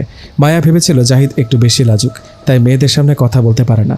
মায়া জানতো না যে জাহিদ তাকে পছন্দ করে না। যে মায়া তাকে নিয়ে স্বপ্ন দেখত, সেই মায়াকে জাহিদ খুন করেছে। জাহিদ ভাবছে সে কিভাবে পারল মায়ের মতো পবিত্র মনের মেয়েকে খুন করতে, যে মেয়েটা তাকে না দেখেই বছরের পর বছর তার জন্য অপেক্ষা করেছে, যে মেয়েটা না চিনেই সারা জীবন ভালোবেসেছে, যে মেয়েটা তার জন্য মনের সমস্ত আবেগ ভালোবাসার যত্নে আগলে রেখেছে, সেই মেয়েকে জাহিদ খুন করেছে। এটা ভাবতেই জাহিদ অনুশোচনায় পুড়ে যাচ্ছে। জাহিদের এই প্রথম মায়াকে খুন করার জন্য খারাপ লাগছে, অনুশোচনা হচ্ছে। দেখতে দেখতে জাহিদ চলে আসলো সন্ধ্যার দিকে সেই হরিঝিল নামক গ্রামে। সেই গ্রামের মধ্য দিয়ে যেতে হয় হরিঝিল নামক বিশাল ঝিলে। সন্ধ্যা হতে না হতেই এলাকা একেবারে নিস্তব্ধ হয়ে গেছে। মানুষজন সবাই ঘরে ঢুকে পড়েছে। সন্ধ্যার পর সে এলাকার লোকজন বাড়ির বাইরে বেরোয় না। ধীরে ধীরে সন্ধ্যা পেরিয়ে নেমে এসেছে অন্ধকার। এই অন্ধকারের মধ্যে জাহিদ হেঁটে চলল সেই গ্রামের ছোট ছোট রাস্তা দিয়ে। রাস্তাটা একেবারে নিস্তব্ধ, নির্জন, থমথমে পরিবেশ। আর একটু এগিয়ে যাওয়ার পরই জাহিদ দেখতে পেল রাস্তাটা ঢুকে গেছে জঙ্গলের মাঝে। জাহিদ ধীরে ধীরে ঢুকে পড়ল সেই জঙ্গলের মাঝে। জঙ্গলটা এত বেশি অন্ধকার যে জাহিদ বুঝতেই পারছে না সে কোন দিকে যাচ্ছে। ছোট একটা টর্চ লাইট জ্বালিয়ে গুটি গুটি পায়ে হেঁটে চলেছে জাহিদ। জঙ্গলটা অন্ধকারে এত বেশি ভয়ঙ্কর যে জাহিদের গায়ে কাঁটা দিচ্ছে। তার মধ্যে হঠাৎ জাহিদ শুনতে পেল, জাহিদ, এই জাহিদ। জাহিদ থমকে দাঁড়ালো। কে ডাকছে তাকে? ভয়ে ভয়ে পেছনে ফিরে তাকালো, দেখলো কিছুই নেই। পেছন থেকে সামনে ঘুরে তাকাতেই মুখের সামনে দাঁড়ানো সাদা কাপড়ে মোড়ানো একটা লাশ দেখতে পেল। ভয়ে দূরে ছিটকে পড়ল জাহিদ। আবার তাকিয়ে দেখে কিছুই নেই। জাহিদ তাড়াতাড়ি উঠে আবার হাঁটা শুরু করলো। জাহিদের আবার মনে হচ্ছে কেউ পিছু পিছু আসছে, কিন্তু জাহিদ পেছনে তাকালো না। আরও জোরে জোরে হাঁটা শুরু করলো, কিন্তু জাহিদ বুঝতে পারলো সে যত জোরে হাঁটছে পেছনের হাঁটার শব্দটা ততই বাড়ছে। জাহিদ থমকে দাঁড়ালো, পেছনের শব্দটাও নিশ্চুপ। ভয়ে জাহিদের মুখ শুকিয়ে গেছে। ভয়ে ভয়ে জাহিদ পেছনে ঘাড় ঘোরালো। দেখলো একটা কালো বিড়াল। জাহিদকে দেখে দৌড় দিয়ে জঙ্গলের মাঝে চলে গেল। কিন্তু জাহিদ জানে এটা বিড়ালের হাঁটার শব্দ ছিল না। জাহিদ এবার সামনে মুখ ফেরাতেও ভয় পাচ্ছে, তবুও ভয়ে ভয়ে সামনে মুখ ফেরালো। আর সামনে দেখতে পেল একটা কালো কুকুর তার দিকে হেঁটে আসছে। কুকুরের হাঁটার শব্দটা এত বেশি ভয়ঙ্কর যে মনে হচ্ছে কোনো হাতি এগিয়ে আসছে। জাহিদ ভয়ে চোখ বন্ধ করে কাঁপছে। মুহূর্তের মধ্যেই কুকুরের হাঁটার শব্দ বন্ধ হয়ে গেল। আর জাহিদ তাকিয়ে দেখে কিছুই নেই। জাহিদ এবার আর এক মুহূর্ত দাঁড়ালো না, সামনের দিকে তাকিয়ে একটা দৌড় দিল। এই দৌড়ের মাঝে অনেক কিছুই শুনতে পেয়েছে জাহিদ, কিন্তু কোনো দিকে ফিরেও তাকায়নি। এক মুহূর্তের জন্য কোথাও দাঁড়ায়নি, দৌড়ে চলেছে তো চলছে। অবশেষে জাহিদ সেই ঝিলের সামনে এসেছে। দৌড়াতে দৌড়াতে জাহিদ ক্লান্ত হয়ে গেছে। জাহিদ সেই ঝিলের সামনে তাকিয়ে দেখে ঝিলের মাঝে অনেক দূরে একটু পরপর 3টা বড় উঁচু জায়গা আছে। হয়তো ওগুলাই পরিত্যক্ত চিতার পাড়, যেরকমটা সহকারী বলেছিল। কিন্তু জাহিদ সেখানে যাবে কিভাবে? ভাবতে জাহিদ দেখতে পেল সামনে একটা নৌকা বাঁধা আছে। এবার জাহিদ যেন একটু নিশ্চিন্ত হলো। তবে জাহিদ সবচেয়ে বেশি অবাক হচ্ছে সেই ঝিলের পানি দেখে। সেই ঝিলের পানি এতটাই স্বচ্ছ আর পরিষ্কার যে নিচের মাটি দেখা যাচ্ছে। এবার জাহিদ একটু ভয়ও পাচ্ছে, তবুও জাহিদ ভয়ে ভয়ে নৌকায় উঠল সেই চিতাপাড়ে যাওয়ার জন্য। মাঝরাতে ঘুটঘুটে অন্ধকারের মাঝে একা একা ঝিলের মধ্যে বৈঠা বাইছে জাহিদ। ভয়ে ভয়ে জাহিদের কলিজা শুকিয়ে যাচ্ছে, তবুও বৈঠা বেয়ে চলেছে জাহিদ। তাকে যে জীবন বাঁচাতে তান্ত্রিক কালিয়ার কাছে যেতে হবে। ভয়ে ভয়ে এগিয়ে চলেছে জাহিদ। চারিদিকে শুধুই পানি আর পানি, পরিবেশটা একেবারে নিস্তব্ধ। কিন্তু হঠাৎ এই নিস্তব্ধতা কেটে গেলে চারিপাশ থেকে কীরকম যেন একটা অদ্ভুত আওয়াজ আসছে। এবার যেন ভয়ে জাহিদের কলিজা ফেটে যাওয়ার মতো অবস্থা। আর এর মাঝে শুরু হলো ঝড়। ঝড়ে জাহিদের নৌকা সামনে রাখা কঠিন হয়ে পড়েছে। এই ঝড়ের মাঝে আবার শুরু হলো ঝিলের পানিতে উথাল পাথাল ঢেউ। জাহিদ কি করবে বুঝে উঠতে পারছে না। একটা ঝিলের পানিতে যেভাবে ঢেউ শুরু হয়েছে তা দেখে জাহিদের মনে হচ্ছে সে ঝিলে না, কোনো সমুদ্রে নৌকা চালাচ্ছে।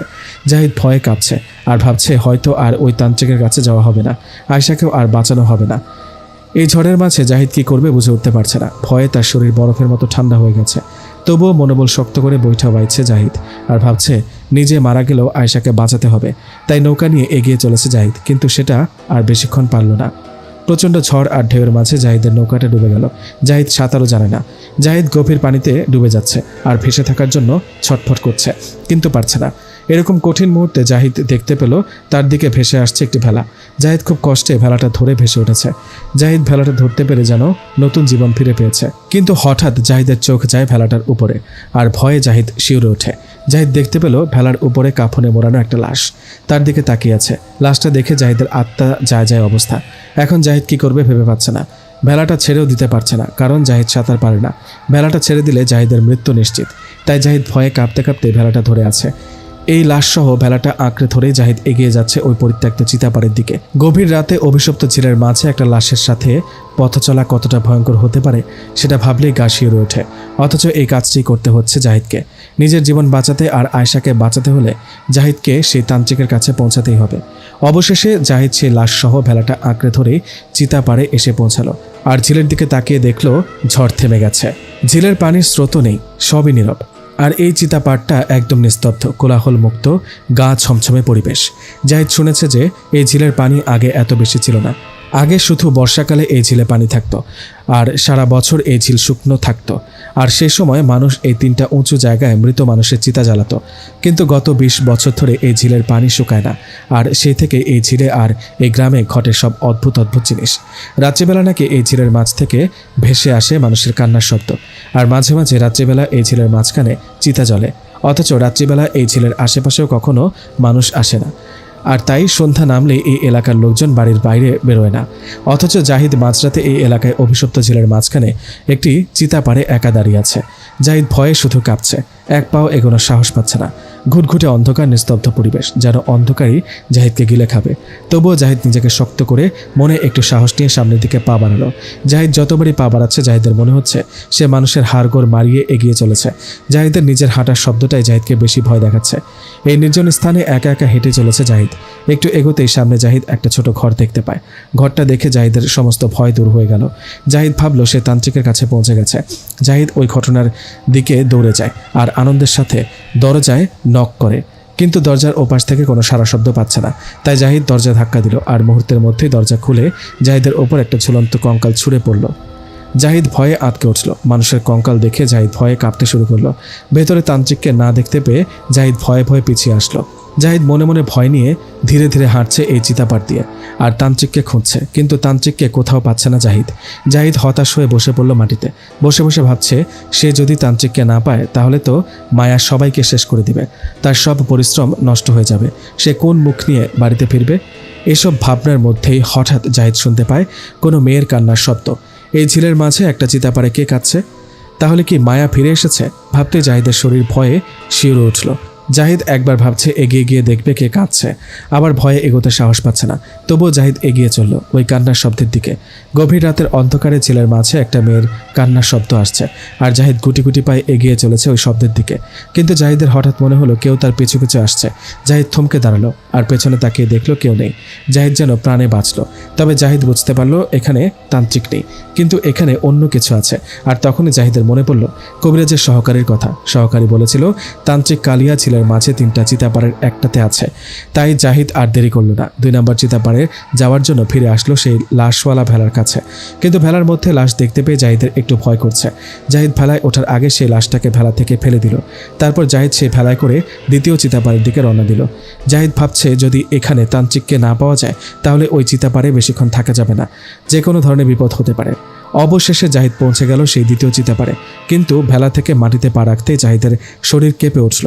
জাহিদ বুঝতে পারল না কেন এমন হলো, তবে জাহিদের বুঝতে বাকি নেই যে এই জায়গায় আরও বেশি ভয়ঙ্কর আর বিপদে ভরা। আর এসব ভাবতে জাহিদের মনে ভয় শুরু হলো। তবুও জাহিদ এগিয়ে চলল সামনের দিকে। হঠাৎই জাহিদ আবারও মেয়েলি কণ্ঠে কান্নার শব্দ শুনতে পেল। এবার জাহিদের ভয় আরও বেড়ে গেল। তবুও জাহিদ ভয়ে ভয়ে পা বাড়াচ্ছে ওইদিকে, কে কাঁদছে তা খুঁজে বের করার জন্য। কিন্তু হঠাৎই জাহিদের কাঁধে কারো হাত পড়ল। জাহিদ ভয়ে আটকে উঠল। কে তার কাঁধে হাত রাখলো? জাহিদ ভয়ে ভয়ে পেছনে তাকালো, আর দেখতে পেল একটা ছোট খাটো আকৃতির লোক দাঁড়িয়ে আছে তার সামনে। লোকটার মুখ ভর্তি দাড়ি, চুলগুলো অনেক বড় বড় আর এলোমেলো। পরনে তার শুধুই একটা কালো লুঙ্গি। জাহিদ ভয়ে কাঁপা কাঁপা জিজ্ঞেস করলো, কে আপনি? আমি সেই যাকে তুই খুঁজছিস, যার কাছে আসার জন্য তুই এত পরিশ্রম করেছিস। আপনি কি তান্ত্রিক কালিয়া? হ্যাঁ, আমি তান্ত্রিক কালিয়া। বল তুই এখানে কেন এসেছিস? কেন? আমাকে বাঁচান, আমি আজ বড়ই অসহায়। আপনি ছাড়া আমাকে কেউ বাঁচাতে পারবে না। তুই অনেক সাহসী, আর আমি সাহসীদের পছন্দ করি, তাই আমি তোকে সাহায্য করব। এবার বল তোর সমস্যা কি? একটা জিন আমাকে মারতে চায়, শুধু আমাকেই না আমার স্ত্রীকেও মারতে চায়। আমাদেরকে সেই জিনের হাত থেকে বাঁচান প্লিজ। সামান্য একটা জিনকে মারতে তুই এত কষ্ট করে এখানে আসলি? এটা তো যে কোনো কবিরাজি করতে পারতো। না, সেই জিনকে কেউ হারাতে পারে না। সেই জিন বড়ই পবিত্র আর আল্লাহওয়ালা। হয়তো আপনিও হারাতে পারবেন না, কিন্তু আপনি আমার শেষ ভরসা। আমার ক্ষমতা সম্পর্কে তুই কিছু জানিস না, তোর জানা প্রয়োজন। রাস্তায় তোর সাথে যা যা হয়েছে সব আমার আদেশে হয়েছে। তোর আরও জানা প্রয়োজন। এখানে আসার সময় আমি সবাইকে ভয় দেখাই। যারা ভয় পেয়ে ফিরে যেতে চায় তারা আর ফিরতে পারে না, মারা যায় এই ঝিলের মাঝে। কিন্তু তুই ভয়কে তুচ্ছ করে আমার এখানে এসেছিস, আমি তোকে অবশ্যই বাঁচাবো। তাহলে চলুন ওই গোরস্থানে, আমায় বাঁচান। আগে বল ওই জিনটা তোকে মারতে চায় কেন? কারণ আমি আমার স্ত্রীকে খুন করেছি, আর সে জিনটা তার প্রতিশোধ নিতে চায়। এই কথা শোনা মাত্রই তান্ত্রিক জাহিদের গালে থাপ্পড় মেরে বলল, তুই নিজের স্ত্রীকে খুন করার মতো জঘন্য কাজ করেছিস, তাহলে তোর জন্য মৃত্যুই সঠিক শাস্তি। যা এখান থেকে, আমি তোকে কোনো সাহায্য করব না, চলে যা এখান থেকে। জাহিদ তান্ত্রিকের কথা শুনে বাকরুদ্ধ হয়ে গেল। যে তান্ত্রিকের কাছে আসার জন্য জাহিদ এত কষ্ট করলো, সেই তান্ত্রিক তাকে কোনো সাহায্য করবে না। তান্ত্রিক আবারও বলল, স্ত্রী হচ্ছে এমন একজন মানুষ যে তার স্বামীকে সবচেয়ে বেশি ভরসা করে, সবচেয়ে বেশি বিশ্বাস করে। আর তুই তোর স্ত্রীকে কিভাবে খুন করলি?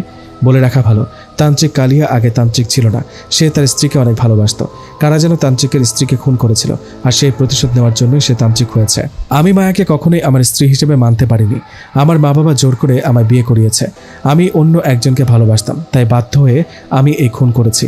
কিন্তু আমি আমার কাজের জন্য অনুতপ্ত। প্লিজ আমায় সাহায্য করুন। না, আমি তোকে কোনো সাহায্য করব না। আপনি সাহায্য না করলে আমি এবং আমার স্ত্রী মারা যাব। প্লিজ আমাকে সাহায্য করুন। আমার স্ত্রী হাসপাতালে মৃত্যু যন্ত্রণায় ছটফট করছে। আপনি সাহায্য না করলে সে মারা যাবে। অবশেষে জাহিদের স্ত্রী আয়েশার কথা ভেবে তান্ত্রিক জাহিদকে সাহায্য করতে রাজি হলো। আর জাহিদ খুশি হয়ে তান্ত্রিককে বলল, তাহলে চলুন আমার সাথে, আর ওই জিনটাকে হত্যা করে আমাদের বাঁচান। তুই যা, আমি ঠিক সময় মতো পৌঁছে যাব। কিন্তু আমি একা এই ঝিলের মাছ থেকে রাস্তায় যাব কিভাবে? আর তাছাড়া আপনার ওই দুষ্টু জিনগুলো তো আমার নৌকা উল্টিয়ে দেয়। এটা শুধু আসার সময় করে, যাওয়ার সময় করে না। আর তোকে এখন কষ্ট করে যেতে হবে না। ওই পাশে একটা নৌকা রাখা আছে, তুই শুধু ওই নৌকাটাতে উঠে বসবি। নৌকা একাই তোকে ওই পারে নিয়ে যাবে। এবার যেন জাহিদ প্রাণে বাঁচলো আর খুশি হয়ে এগোতে লাগলো। তখনই তান্ত্রিক জাহিদকে পেছন থেকে ডাক দিয়ে বলল, তুই কি জানিস তুই এই ঝিলের পার হলে মারা যাবি? তান্ত্রিকের কথা শুনে জাহিদ স্তব্ধ হয়ে গেল। এই ঝিল পার হলে মারা যাব মানে? আমি আসার আগ পর্যন্ত তোকে মায়ের হাত থেকে কে বাঁচাবে? তান্ত্রিক বলল। এই কথাটা শোনা মাত্র জাহিদ তার গলার দিকে তাকিয়ে দেখে কবিরাজের দেওয়া সেই তাবিজটা ছুটে গেছে। জাহিদ ভয় পেল, কারণ কবিরাজের সহকারী বলেছিল এই তাবিজ বেশিক্ষণ টিকবে না। আর সেটাই হলো, তাবিজটা ছুটে গেছে। তান্ত্রিক জাহিদের দিকে 2টা তাবিজ এগিয়ে দিয়ে বলল, একটা তুই তোর গলায় বাঁধবি আর একটা আয়েশাকে দিবি। তাহলে মায়ের রূপ ধরা সেই জিনটা তোদেরকে কোনো ক্ষতি করতে পারবে না। আর আমি খুব শীঘ্রই আসবো ওই জিনটাকে মারতে। জাহিদ গিয়ে নৌকায় উঠে বসলো, আর নৌকা আপনা আপনি এগিয়ে চলছে। জাহিদ একটু ভয় পাচ্ছে। একটা ঝিলের মাঝে একা একা একটা নৌকায় বসে থাকা খুবই ভয়ঙ্কর ব্যাপার। তাও আবার এমন একটা নৌকা বসে আছে যেটা জিন দ্বারা পরিচালিত হচ্ছে। এসব ভাবতেই জাহিদের মনে ভয় হচ্ছে। তবুও জাহিদ চুপ করে নৌকায় বসে আছে। একটু পর নৌকাটি পাড়ে এসে থামলো, আর জাহিদ নৌকা থেকে নেমেই এদিক সেদিক না তাকিয়ে জঙ্গলের মাঝ বরাবর দৌড় দিল। এক দৌড়ে একটা মসজিদের সামনে গিয়ে দাঁড়ালো। আর তখনই মুয়াজ্জিন মসজিদে ফজরের আজান দিচ্ছে। জাহিদ যেন প্রাণে বাঁচল। এতক্ষণ জাহিদের সাথে যা যা হচ্ছিল সেসব ভাবতেই জাহিদ ভয়ে কেঁপে উঠছে। জাহিদ ফজরের নামাজ পড়ে মসজিদে একটু বসে বিশ্রাম নিচ্ছিল। তখনই জাহিদ 2জন লোকের কথা শুনতে পায়। তারা বলেছিল তান্ত্রিক কালিয়া মারা যাওয়ার আগে এই ঝিলটা একটু কম ভয়ঙ্কর ছিল, আর তান্ত্রিক কালিয়া মারা যাওয়ার পর থেকে এই অভিশপ্ত ঝিলটা আরও বেশি ভয়ঙ্কর হয়ে উঠেছে। এই 2জনের কথা শুনে জাহিদ চমকে উঠল, আর ভয় পেয়ে কাঁপা কাঁপা গলায় তাদের জিজ্ঞেস করলো, তান্ত্রিক কালিয়াকে বেঁচে নেই? না, তান্ত্রিক কালিয়া বেঁচে নেই, কিছুদিন আগেই মারা গেছে। অনেক বয়স হয়েছিল তো, তাই মারা গেছে। জাহিদ এবার ভয়ে কাঁপছে, আর মনে মনে ভাবছে তান্ত্রিক কালিয়া যদি মারা গিয়ে থাকে তাহলে এতক্ষণ আমার সাথে ছিল কে? লোকগুলো আবার বলতে শুরু করলো, আপনাকে এই এলাকায় নতুন দেখছি, সাবধানে থাকেন। তান্ত্রিক কালিয়া মারা যাওয়ার পর থেকে এই অভিশপ্ত ঝিলের জিনগুলো মানুষকে আরও বেশি ভয় দেখায়। জাহিদ যেন এবার স্তব্ধ হয়ে গেছে। কি বলবে, কি করবে ভেবে পাচ্ছে না। শুধু মসজিদ থেকে একটা দৌড় দিল, একেবারে বাস স্ট্যান্ডে গিয়ে থামলো, আর একটা গাড়িতে চড়ে বাড়ির দিকে রওনা দিল। জাহিদ বাড়িতে এসে পৌঁছেছে। জাহিদের মাথা থেকে এসব কিছুতেই যাচ্ছে না। যদি তান্ত্রিক কালিয়া মারা গিয়ে থাকে তাহলে সে কে ছিল? এই তাবিজ দুটো যে আমায় দিল সেই ব্যক্তিকে? এসব ভাবতে ভাবতে জাহিদের মনে পড়ল মায়ার রূপ ধরা সেই পবিত্র জিনের কথা। যদি তান্ত্রিক কালিয়া মারা যায় তাহলে তো ওই জিনটা আমাকে আর আয়েশাকে মেরে ফেলবে। এই তাবিজ দুটো কি পারবে আমাদেরকে বাঁচাতে? জাহিদ হাসপাতালে আয়েশার কাছে গিয়ে ভাবছে, যেহেতু তান্ত্রিক কালিয়া মারা গেছে সেহেতু এই তাবিজগুলো তো ভুয়া। এগুলো দিয়ে কি মায়ার হাত থেকে বাঁচতে পারবো? তবুও মনে একটু আশা নিয়ে তার কাছে থাকা 2টো তাবিজের একটা আয়েশাকে পরিয়ে দিল। আর কিছুক্ষণের মধ্যেই আয়েশার জ্ঞান ফিরল, আর আয়েশা এখন রক্ত বমিও করছে না। বিকেলবেলা জাহিদ হাসপাতালের বাইরে খাবার কেনার জন্য এসেছে। এখন জাহিদের ফোনে একটা অপরিচিত নম্বর থেকে কল আসলো। জাহিদ কল রিসিভ করতেই ফোনের ওপাশ থেকে ভেসে আসলো পরিচিত কণ্ঠ। তোর বউ কি ঠিক হয়েছে? জাহিদ ভয়ে আমতা আমতা করে বলল, আগের থেকে কিছুটা ভালো, কিন্তু আপনি কে? আমি তান্ত্রিক কালিয়া। তান্ত্রিক কালিয়া নাম শুনে কাঁপতে শুরু করলো জাহিদ, আর ভয়ে ভয়ে জিজ্ঞেস করলো, সে তো মারা গেছে, তাহলে আপনি কে? আমার কথা চিন্তা করা বাদ দে, তুই এখন তোর নিজের সন্তানের কথা ভাব, নয়তো সে বাঁচবে না, মারা যাবে। তুই আর তোর বউ তাবিজের কারণে বেঁচে গেলেও তোর সন্তান বাঁচবে না, কারণ মায়া ফিরে এসেছে। আমার সন্তান মানে? আমার তো কোনো সন্তান নেই, বেকুব।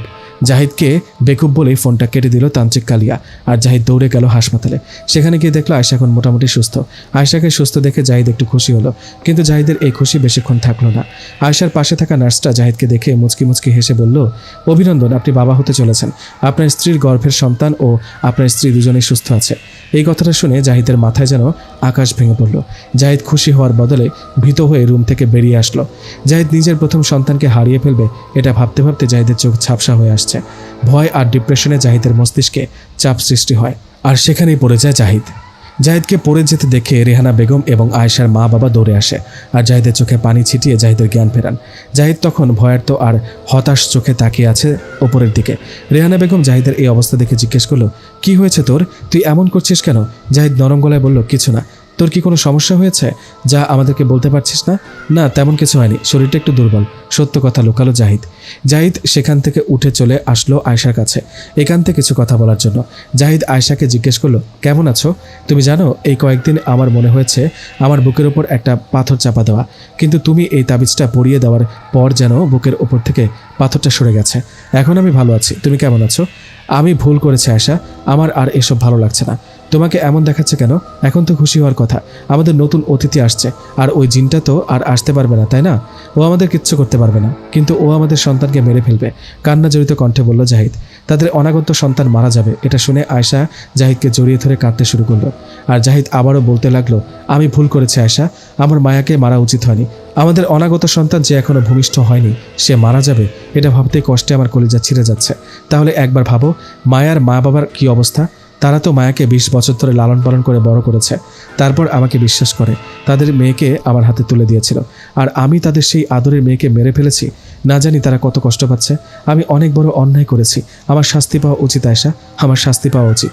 না, তুমি কোনো ভুল করোনি, তুমি তো তোমার ভালোবাসা পাওয়ার জন্য এমন করেছো। তোমার মা বাবাই তো তোমায় জোর করে বিয়ে করিয়েছিল, এটা তাদের ভুল, তুমি কোনো ভুল করোনি। আয়েশার কথা শুনে জাহিদ একটু শান্ত হলো, তবে জাহিদ ভেতর থেকে অনুশোচনায় পড়ে যাচ্ছে। নিজের প্রতি নিজের ঘৃণা হচ্ছে। এমন নিকৃষ্ট কাজ সে কিভাবে করলো? মায়ের মতো একটা নিষ্পাপ পবিত্র মেয়েকে সে খুন করেছে, এটা ভাবতে জাহিদের চোখ থেকে পানি গড়িয়ে পড়ছে। বিকেলে জাহিদ আয়েশাকে নিয়ে বাড়িতে চলে আসলো, আর দেখতে দেখতেই রাত নেমে আসে, কিন্তু জাহিদের চোখে কোনো ঘুম নেই। ব্যালকনিতে বসে জাহিদ নিজের অনাগত সন্তানকে হারিয়ে ফেলার ভয় আর মায়াকে হত্যা করার অনুশোচনা নিয়ে সময় পার করছে। কিন্তু হঠাৎ জাহিদের মনে পড়ে যায় তান্ত্রিক কালিয়ার কথা। যদি তান্ত্রিক কালিয়া মারা গিয়ে থাকে তাহলে ঝিলের মাঝে থাকা ওই লোকটার কথা মনে পড়তে জাহিদের মনে ভয় ঢুকে পড়ে। আর এর মধ্যে হঠাৎ জাহিদের চোখে যায় বাড়ির বাইরের রাস্তার দিকে। জাহিদ তাকিয়ে দেখলো বাইরে দাঁড়িয়ে আছে তান্ত্রিক কালিয়া। জাহিদ ভয়ে আঁতকে উঠল। এই লোকটা কে? তান্ত্রিক কালিয়া তো মারা গেছে, তাহলে এই লোকটাকে? ভয়ে জাহিদের কলিজা শুকিয়ে যাচ্ছে। তবুও জাহিদ কাঁপতে কাঁপতে নিচের দিকে নামছে, কারণ জাহিদকে জানতেই হবে ওই লোকটা কে। জাহিদ 1 পা 2 পা করে এগিয়ে যাচ্ছে ওই লোকটার দিকে, আবার মাঝে মাঝে ভয় থমকে দাঁড়াচ্ছে। এভাবেই জাহিদ বাইরে এসে দাঁড়ালো, কিন্তু জাহিদ রাস্তায় কাউকে দেখতে পেল না। হঠাৎ পেছন থেকে জাহিদের কাঁধে কেউ হাত রাখলো। জাহিদ ভয়ে শিউরে উঠল। তখনই লোকটা বলল, ভয় পাস না, আমি তান্ত্রিক, কোনো জিন না। এবার যেন জাহিদ আরও বেশি ভয় পাচ্ছে, কারণ জাহিদ শুনেছে তান্ত্রিক কালিয়া মারা গেছে। ভয়ে জাহিদ কাঁপা কাঁপা গলায় জিজ্ঞেস করলো, তান্ত্রিক কালিয়া তো মারা গেছে, তাহলে আপনি কে? যে তান্ত্রিক মারা গেছে সে হলো আমার গুরু, সেই আমাকে তন্ত্রবিদ্যা শিখিয়েছে। আর সে মারা যাওয়ার পর থেকে তার অনুগত সকল জিন কিংবা শয়তানরা এখন আমার প্রতি আনুগত্য স্বীকার করেছে। তাই আমি হলাম কালো জাদুর বাদশাহ তান্ত্রিক কালিয়া।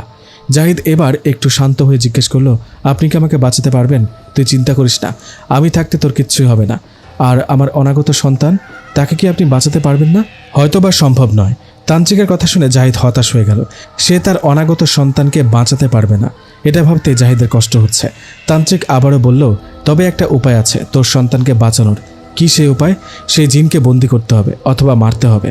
তাহলে তাই করুন, ওই জিনকে মেরে ফেলুন আর আমাদের বাঁচান। এটা এত সহজ না, একটা জিনকে মারা অনেক কঠিন কাজ।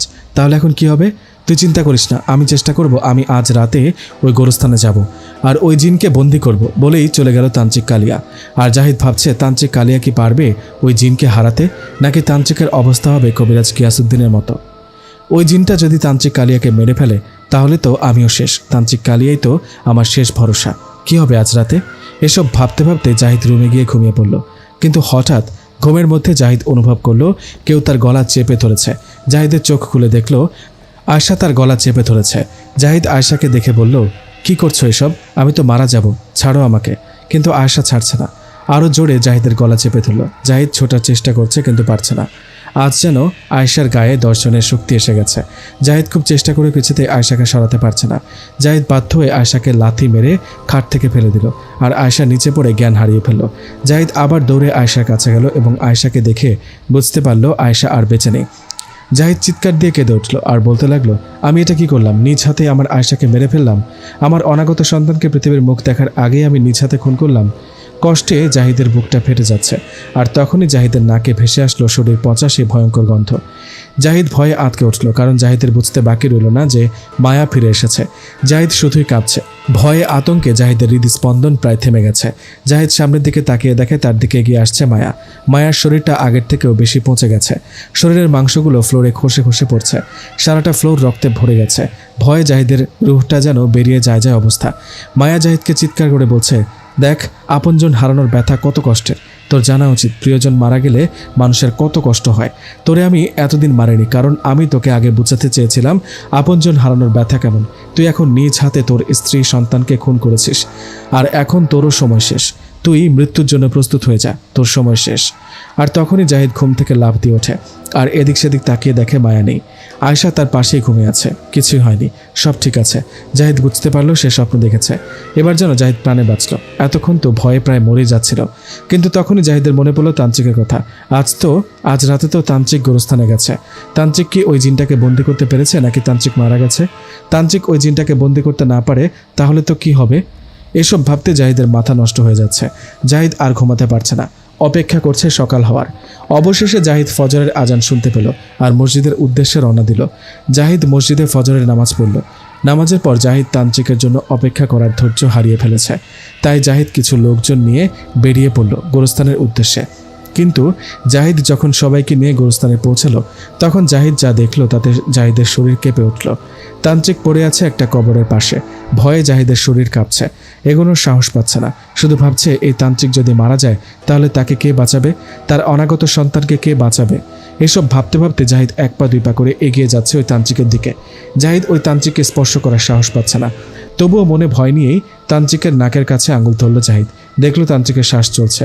জাহিদ যেন প্রাণ ফিরে পেল। লোকজনকে চিৎকার করে বলল, কেউ একটু পানি নিয়ে আসো, তান্ত্রিক বেঁচে আছে। তান্ত্রিকের জ্ঞান ফেরাতে হবে। একজন দৌড়ে গিয়ে পানি নিয়ে আসলো আর জাহিদ তান্ত্রিকের চোখে মুখে পানি ছিটিয়ে তান্ত্রিকের জ্ঞান ফেরালো। জাহিদ জিজ্ঞেস করলো, কাল রাতে কি হয়েছিল? তান্ত্রিক কোনো কথা বলছে না। তান্ত্রিক যেন লজ্জিত, কারণ এর আগে কোনো জিন বা শয়তান তান্ত্রিককে পরাজিত করা তো দূরের কথা, তান্ত্রিকের চোখের দিকে তাকাতেই ভয় পেত। আর এই জিনটা তান্ত্রিককে বেহুশ করে চলে গেছে। তান্ত্রিক কিছুই করতে পারেনি। তান্ত্রিক সেখান থেকে চুপ করে চলে যেতে লাগলো আর জাহিদ শুধু হা করে তাকিয়ে তান্ত্রিকের চলে যাওয়া দেখছে। রাতে জাহিদ ভাবছে, এই জিনটা তো অনেক পবিত্র, এর সাথে তান্ত্রিক কালিয়াও পারল না, তাহলে জাহিদকে কে বাঁচাবে? জাহিদ এটাও বুঝতে পেরেছে জাহিদের কাছে থাকা তাবিজটাও বেশিক্ষণ টিকবে না। তাই তার মনে ভয় শুরু হয়েছে। জীবন হারানোর ভয়, পাপের শাস্তি পাওয়ার ভয়। এসব ভাবতে ভাবতে জাহিদের চোখে ঘুম চলে আসলো। মাঝরাতে হঠাৎ আয়েশার ডাকে জাহিদের ঘুম ভাঙলো। জাহিদ জিজ্ঞেস করলো, কি হয়েছে? এত রাতে ঘুম থেকে ডেকে তুললে কেন? আয়েশা বলল, দেখো না, একটা অদ্ভুত লোক বাড়ির বাইরে রাস্তা দাঁড়িয়ে আমাদের রুমের দিকে তাকিয়েছে। তো সমস্যা কি?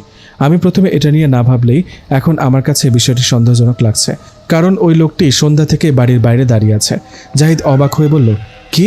সন্ধ্যা থেকে এই লোকটি বাড়ির বাইরে দাঁড়িয়ে আছে? হ্যাঁ, সন্ধ্যা থেকে দাঁড়িয়ে আছে। তাই তো আমার ভয় হচ্ছে। তুমি ভয় পেও না, আমি দেখছি সে কে। জাহিদ বেলকনি থেকে বাইরে তাকিয়ে দেখলো বাইরে দাঁড়িয়ে আছে তান্ত্রিক কালিয়া। জাহিদ ভাবছে, সকালে তো আমার সাথে কথা না বলেই চলে গেল তান্ত্রিক, তাহলে এখানে কেন এসেছে? নাকি আবার ও তান্ত্রিক না, ওই জিনটা তান্ত্রিকের রূপ ধরে বাড়ির বাইরে দাঁড়িয়ে আছে? এসব ভাবতে ভাবতে ভয় নিয়ে জাহিদ নিচের দিকে নামছে। বাড়ির সদর দরজা পর্যন্ত এসে জাহিদ থেমে গেল। ভাবছে, যদি ও তান্ত্রিক না হয় তাহলে তো আমায় মেরে ফেলবে। আমার কি করা উচিত? যাব নাকি যাব না? শেষ পর্যন্ত জাহিদ সিদ্ধান্ত নিল, আজকে যাই হোক না কেন সে ওই ব্যক্তির কাছে যাবে। তাই জাহিদ এগিয়ে চলল তান্ত্রিকের দিকে। জাহিদ তান্ত্রিকের একটু কাছে যেতেই তান্ত্রিক বলে উঠল, আমি তোর জন্য অপেক্ষা করছিলাম, আয় আমার পিছু পিছু আয়। জাহিদ তান্ত্রিকের কথা শুনে ভয় পেল, তবুও ভয়ে ভয়ে তান্ত্রিকের পিছু পিছু যাচ্ছে। তান্ত্রিক হেঁটে চলেছে, কোনো কথা বলছে না। জাহিদও ভয়ে ভয়ে তার পিছু পিছু হাঁটছে। তান্ত্রিক গিয়ে থামলো গ্রামের উত্তর দিকের একটা নদীর ধারে। আর তান্ত্রিকের এখানে থামা দেখে জাহিদ ভয়ে কাঁপছে আর ভাবছে, এই নদীতেই হয়তো জিনটা তাকে ডুবিয়ে মারবে। জাহিদের কাঁপা দেখে তান্ত্রিক জিজ্ঞেস করলো, কিরে ভয় পাচ্ছিস? না, মানে এখানে নিয়ে আসলেন কেন? ওই জিনটার হাত থেকে বাঁচতে চাস না? হ্যাঁ চাই, কিন্তু এখানে কি কাজ? ওই জিনটা খুবই শক্তিশালী এবং পবিত্র, আর আমার মতো কালো জাদুকর দিয়ে ওকে হারানোটা প্রায় অসম্ভব। গতকাল রাতে আমি অনেক চেষ্টা করেও ওকে ধরতে পারিনি, বরং আমি সাধারণ কবিরাজ হলে ও এতক্ষণে আমায় মেরে ফেলতো। তাহলে কি ওই জিনটাকে আপনি কোনোভাবেই মারতে পারবেন না? সেটা বলার জন্যই তোকে এখানে ডেকেছি। একটা উপায় আছে ওই জিনটাকে মারার, তবে সেটা খুবই ভয়ঙ্কর। কি উপায় সেটা বলুন, আমি সব করতে প্রস্তুত। আগামীকাল অমাবস্যার রাত, সারা রাত অন্ধকার থাকবে, আর এই রাতেই ওই জিনটাকে মারতে হবে। কিন্তু কিভাবে মারবেন ওই জিনটাকে? আমার তোর সাহায্য লাগবে। আমার কি করতে হবে বলুন? আমি সব করতে প্রস্তুত। আগামীকাল রাতে তুই একা ওই গোরস্থানে যাবি, আর তোর মৃত বউ মায়ার লাশ তুলে নিয়ে আসবি। আমি তোর জন্য এই নদীর ধারে অপেক্ষা করব, আর মনে রাখবি কাজটা তোর একাই করতে হবে। মায়ার লাশ একা কবর থেকে তুলে আনতে হবে। এটা শুনে জাহিদের শরীরটা ঝাঁকুনি দিয়ে উঠল। জাহিদের হৃদয়টা কাঁপতে শুরু করলো। জাহিদ কাঁপা কাঁপা গলায় জিজ্ঞেস করলো, আমি কিভাবে এই কাজটি করব? ওই জিনটা তো আমি মেরে ফেলবে, ও তোকে মারতে পারবে না। তোর কাছে যতক্ষণ পর্যন্ত আমার দেওয়া তাবিজ আছে ততক্ষণ ওই জিনটা তোর কোনো ক্ষতি করতে পারবে না। জাহিদ আবারও বলল, এই কয়েক মাসে তো ওই লাশটা পৌঁছে গেছে, হয়তো শুধু হাড়গোড় আছে। আর আপনি ওই লাশ দিয়ে কী করবেন? আমি সেই লাশের মধ্যে আমার অনুগত সবচেয়ে শক্তিশালী 3টা শয়তান হাজির করব। তারপর সেই শয়তানগুলো ওই পবিত্র জিনকে মেরে ফেলবে, আর ওই জিন কিছুই করতে পারবে না, কারণ ওই জিন কখনো মায়ার শরীরে আঘাত করবে না। আর এটাই শেষ উপায় ওই জিনকে হারানোর, কারণ আমার অনুগত 3টা শয়তানের চেয়ে শক্তিশালী ওই পবিত্র জিনটা। জাহিদ নিজের জীবন আর আয়েশাকে বাঁচাতে এই ভয়ঙ্কর কাজটি করতে রাজি হলো, আর ফিরে আসলো বাড়িতে। জাহিদের কাছে মনে হচ্ছে আজকের দিনটা খুব তাড়াতাড়ি চলে যাচ্ছে। আজ রাতেই তো জাহিদকে সেই ভয়ঙ্কর কাজটি করতে হবে। একা একা সেই গোরস্থানে গিয়ে মায়ার লাশ তুলে আনতে হবে। এই কথাটা ভাবতে জাহিদের গা শিউরে ওঠে। সে কিভাবে করবে এই জঘন্য ভয়ঙ্কর কাজটি? এটা ভেবে জাহিদের আত্মা শুকিয়ে যাচ্ছে। দেখতে দেখতে রাত চলে আসলো। জাহিদ মসজিদে এশার নামাজ পড়ছে আর আল্লাহর কাছে ক্ষমা চাচ্ছে মায়াকে হত্যা করার জন্য। সে ভুল করেছে, সে এখন অনুতপ্ত, কিন্তু তারপরেও নিজের জীবন বাঁচাতে আজকে আবার একটা খারাপ কাজ করতে হবে। এজন্য জাহিদের আরও বেশি অনুশোচনা হচ্ছে। নামাজ পড়ে জাহিদ মসজিদ থেকে বের হচ্ছে, তখনই কেউ জাহিদকে ডাক দিল। জাহিদ পেছনে ঘুরে দেখে হুজুর ডাকছে তাকে। জাহিদ হুজুরকে দেখে আরও বেশি লজ্জিত। লজ্জায় হুজুরের দিকে তাকানোর সাহস পাচ্ছে না। হুজুর জাহিদকে জিজ্ঞেস করলো, জাহিদ এখনও তুমি বেঁচে আছো? এটা কিভাবে সম্ভব হলো? তোমাকে কে সাহায্য করছে? তোমাকে কে বাঁচাচ্ছে ওই জিনের হাত থেকে? তান্ত্রিক কালিয়া আমায় সাহায্য করেছে। তোমার জন্য কি লজ্জা? তুমি শেষ পর্যন্ত একজন কালো জাদুকরের সাহায্য নিয়েছ, যে জাদুকর কিনা মানুষের ওপর কালো জাদু করে, মানুষকে নির্মমভাবে হত্যা করে, আর তুমি সেই কালো জাদুকরের সাহায্য নিয়েছ? জাহিদ, তুমি কি জানো না কালো জাদু করা কুফরি কাজ? কালো জাদু করলে তুমি কাফের পর্যন্ত হয়ে যেতে পারো। দুনিয়াতে এতদিন বেঁচে থেকে কি করবে যদি কাফের হয়ে মৃত্যুবরণ করতে হয়? তুমি কি জানো না কালো জাদু করা এসব মুসলমানদের কাজ নয়? তুমি তো এমনিতেই অনেক বড় অপরাধী। নিজের স্ত্রীকে খুন করেছো। এই জঘন্য অপরাধ করার পরও তুমি কিভাবে বেঁচে আছো? তার মধ্যে আবার কালো জাদু করার মতো জঘন্য কাজও করে বেড়াচ্ছ। জাহিদ হুজুরের কথা শুনে কি বলবে? সে তার মুখের ভাষা হারিয়ে ফেলেছে। তবু অনুতপ্ত মনে ধীর গলায় জিজ্ঞেস করলো, হুজুর আমি কি কাফের হয়ে গেছি? সেটা তুমি নিজেকে প্রশ্ন করো। আমি জানি না তুমি কাফের হয়েছো কিনা, কিন্তু আমি জানি তোমার করা এসব কাজ কোনো মানুষের হতে পারে না। তোমার জন্য লজ্জা জাহিদ, তোমার জন্য লজ্জা। বলেই হুজুর চলে যেতে লাগলো, আর জাহিদ অনুতপ্ত মন নিয়ে লজ্জার দৃষ্টিতে তাকিয়ে রইল হুজুরের দিকে। রাত গভীর হয়ে গেছে। জাহিদকে এখন বেরোতে হবে ওই গোরস্থানের উদ্দেশ্যে। জাহিদ কোদাল হাতে বেরিয়ে পড়ল ওই ভয়ঙ্কর গোরস্থানের দিকে। রাত গভীর হওয়ায় সবাই ঘুমিয়ে পড়েছে, আর জাহিদ এগিয়ে যাচ্ছে নিস্তব্ধ নির্জন রাস্তা দিয়ে। অমাবস্যার রাত হওয়ায় চারিপাশটা ঘুটঘুটে অন্ধকার, আর এই অন্ধকারের মধ্যেই গোরস্থানে একা যেতে জাহিদের ভয় হচ্ছে। তবুও জাহিদ মনে একটু সাহস নিয়ে এগিয়ে চলেছে। আজকে যে কোনো মূল্যেই ওই জিনের হাত থেকে বাঁচতে হবে। জাহিদ এগিয়ে চলেছে ওই রাস্তা দিয়ে। জাহিদের মনে হচ্ছে কেউ তার পিছু পিছু আসছে। জাহিদের শরীর ভয়ে কেঁপে উঠছে।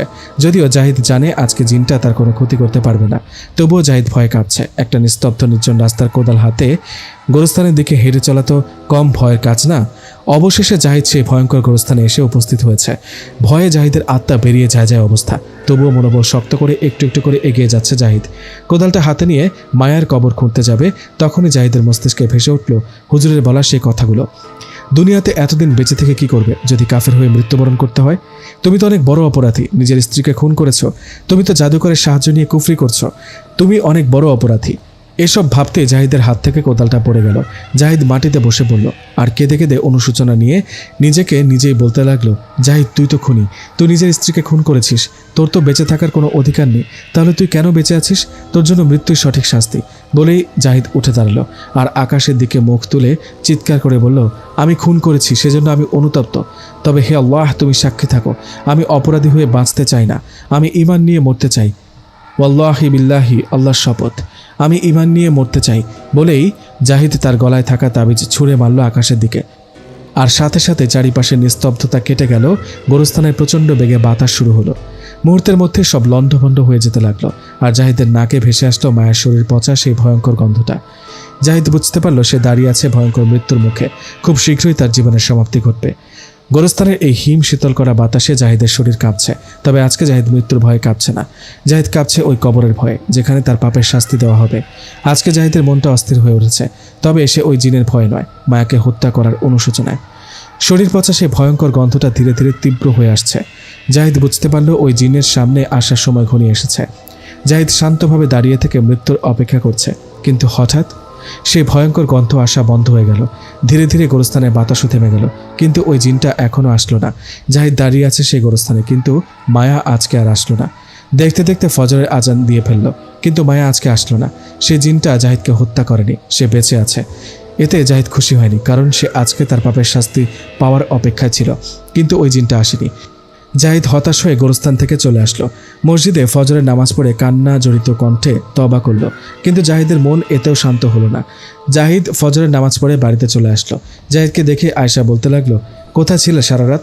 তুমি জানো না তোমার জন্য আমার অনেক চিন্তা হয়, আর ওই জিনটা যদি তোমার কোনো ক্ষতি করে? ওই জিনটা আর আসবে না, সে আর কখনো ফিরবে না। ওই জিনটা কি মারা গেছে, নাকি তান্ত্রিক তাকে বন্দি করেছে? ও মারাও যায়নি, বন্দিও হয়নি। ও আমার মতো পাপীকে হত্যা করতেও ঘৃণা করে, তাই ছেড়ে দিয়েছে। বলে জাহিদ বেলকনিতে গিয়ে আকাশের দিকে তাকিয়ে ভাবছে, আমি কতটাই পাপী ব্যক্তি, যাকে একটা জিনও মারতে ঘৃণা করে। এই জীবন নিয়ে আমি কি করব?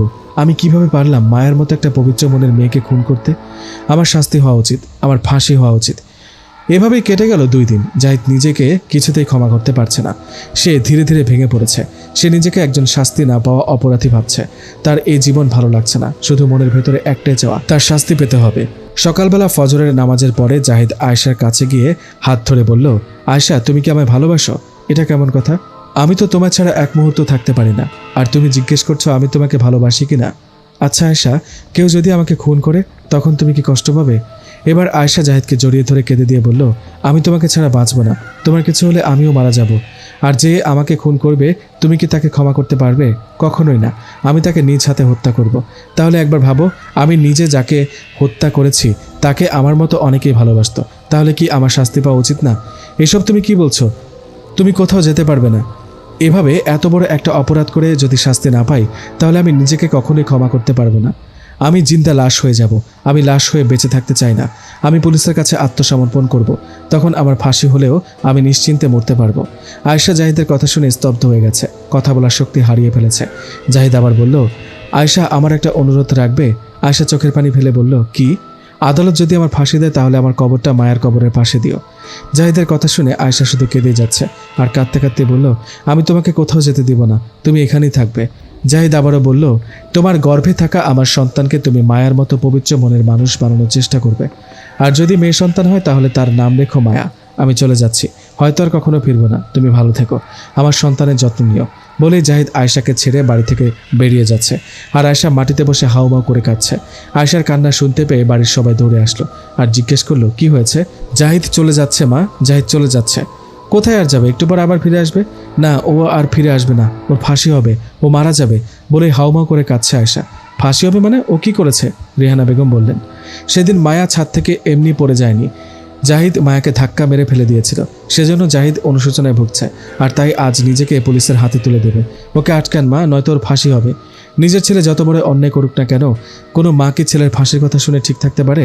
রেহানা বেগমও নিচে দৌড়ে গেলেন জাহিদকে ফেরাতে, কিন্তু ততক্ষণে জাহিদ চলে গেছে নিজেকে শাস্তি দিতে। জাহিদ চলে গেছে পুলিশের কাছে আত্মসমর্পণ করতে। আজকে জাহিদকে আদালতে তোলা হবে, বিচারক তার শাস্তির রায় দিবে। বাড়ির সবাই যখন জাহিদকে নিয়ে চিন্তিত, তখন জাহিদ মনের মধ্যে একটু শান্তি খুঁজে পাচ্ছে, কারণ তার পাপের শাস্তি সে পাবে এই জন্য। বিচারক জাহিদকে বলল, তুমি খুন করেছ, এটা অনেক বড় জঘন্য অপরাধ, তবে তুমি তার জন্য অনুতপ্ত হয়ে নিজেকে আইনের হাতে তুলে দিয়েছ। তাই তুমি যদি তোমার শাস্তির জন্য ক্ষমা চাও তাহলে তোমার শাস্তি কমিয়ে দেওয়া হবে। জাহিদ কান্না জড়িত কণ্ঠে বলল, মাননীয় বিচারক, আমি এমন একজনকে খুন করেছি যে এই দুনিয়াতে আমায় সবচেয়ে বেশি বিশ্বাস করত। আমি এমন একজনকে খুন করেছি যে একদিনের সম্পর্কে আমাকে সবচেয়ে বেশি ভরসা করত। আমি এমন একজনকে খুন করেছি যাকে তার বাবা আমার হাতে তুলে দিয়েছিল আগলে রাখার জন্য, কিন্তু আমি তার মেয়েকে আগলে রাখিনি, বরং নিজ হাতে খুন করেছি। তাই আমার শাস্তি হওয়া উচিত। আমায় আপনি ফাঁসির আদেশ দিন, এটাই আমার প্রাপ্য শাস্তি। জাহিদের কথা শুনে পুরো আদালত নিস্তব্ধ হয়ে গেছে। শুধু আয়েশা চিৎকার করে কেঁদে কেঁদে বলছে, না, তুমি আমার ছেড়ে কোথাও যেতে পারবে না, আমি তোমাকে ছাড়া বাঁচব না। জাহিদের অনুতপ্ত মুখ দেখে আদালতে উপস্থিত থাকা সকলের চোখ দিয়ে পানি পড়ছে। বিচারকও চাচ্ছে না জাহিদের শাস্তি হোক, তবুও বিচারককে তার রায় দিতেই হবে। বিচারক তার চোখের পানি মুছলেন, তারপর কলম হাতে নিয়ে লিখলেন, মায়াকে হত্যা করার অপরাধে অভিযুক্ত জাহিদকে ফাঁসিতে ঝুলিয়ে মৃত্যুদণ্ডাদেশ দেওয়া হলো। বিচারকের এই আদেশ শুনে আদালতে উপস্থিত থাকা সকলের চোখের পানি বাঁধ ভেঙে গেল। সবার চোখের জল গড়িয়ে পড়ছে, কারণ একজন অনুতপ্ত ব্যক্তির ফাঁসি হবে।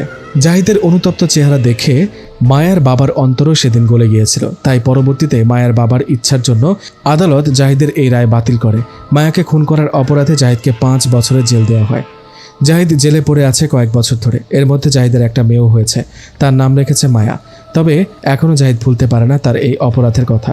যখনই জাহিদের মনে হয় সে মায়াকে খুন করেছে, তখনই জাহিদ কান্নায় ভেঙে পড়ে আর আল্লাহর কাছে ক্ষমা চেয়ে বলে, হে আল্লাহ, আমি তো পাপ করেছি, আমি অপরাধী, কিন্তু তোমার তো রাগের চেয়ে দয়া বেশি, তুমি আমাকে ক্ষমা করে দাও দয়া করে। দুনিয়াতে তো আমি মায়াকে জীবনসঙ্গী হিসেবে পেয়েও হারিয়ে ফেলেছি, তবে আমি জান্নাতে মায়াকে আবার আমার সঙ্গী হিসেবে চাই। আমি মায়াকে বলতে চাই, তুমি আমায় ক্ষমা করে দাও।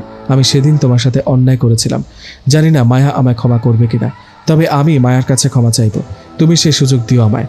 এভাবেই অনুশোচনা নিয়ে জেলের ভেতরে জীবন পার করছে জাহিদ। তার করা পাপের অনুশোচনায় জ্বলে পুড়ে মরছে জাহিদ। অন্যদিকে আয়েশা, সে যেন জাহিদের চেয়েও বেশি শাস্তি পাচ্ছে। জাহিদ জেলে যাওয়ার পর থেকে আয়েশার জীবনটাই জেলখানা হয়ে গেছে। জাহিদের কষ্টটা অনুভব করতে সারাদিন নিজেকে বন্দি করে রাখে একটা আবদ্ধ ঘরে। জাহিদ ছাড়া আয়েশা বাঁচতে পারতো না, শুধুমাত্র বেঁচে আছে জাহিদের মেয়েটার জন্য। বিয়ের মাত্র 2-3 মাসের মাথায় কোনো মেয়ের স্বামী যদি জেলে যায়, তাহলে সেই মেয়েটা ভালো থাকে কেমন করে? আয়েশা সারাদিন বেলকনিতে বসে তাকিয়ে থাকে ওই রাস্তাটার দিকে। জাহিদ একদিন ফিরবে, জাহিদের এই শাস্তি একদিন শেষ হয়ে যাবে, এই আশা নিয়ে বেঁচে আছে আয়েশা। জানি না জাহিদ কোনদিন আয়েশার কাছে ফিরবে কিনা, জানি না মৃত্যুর পর মায়া জাহিদকে ক্ষমা করবে কিনা, তবে আমরা কি পারি না জাহিদকে ক্ষমা করতে?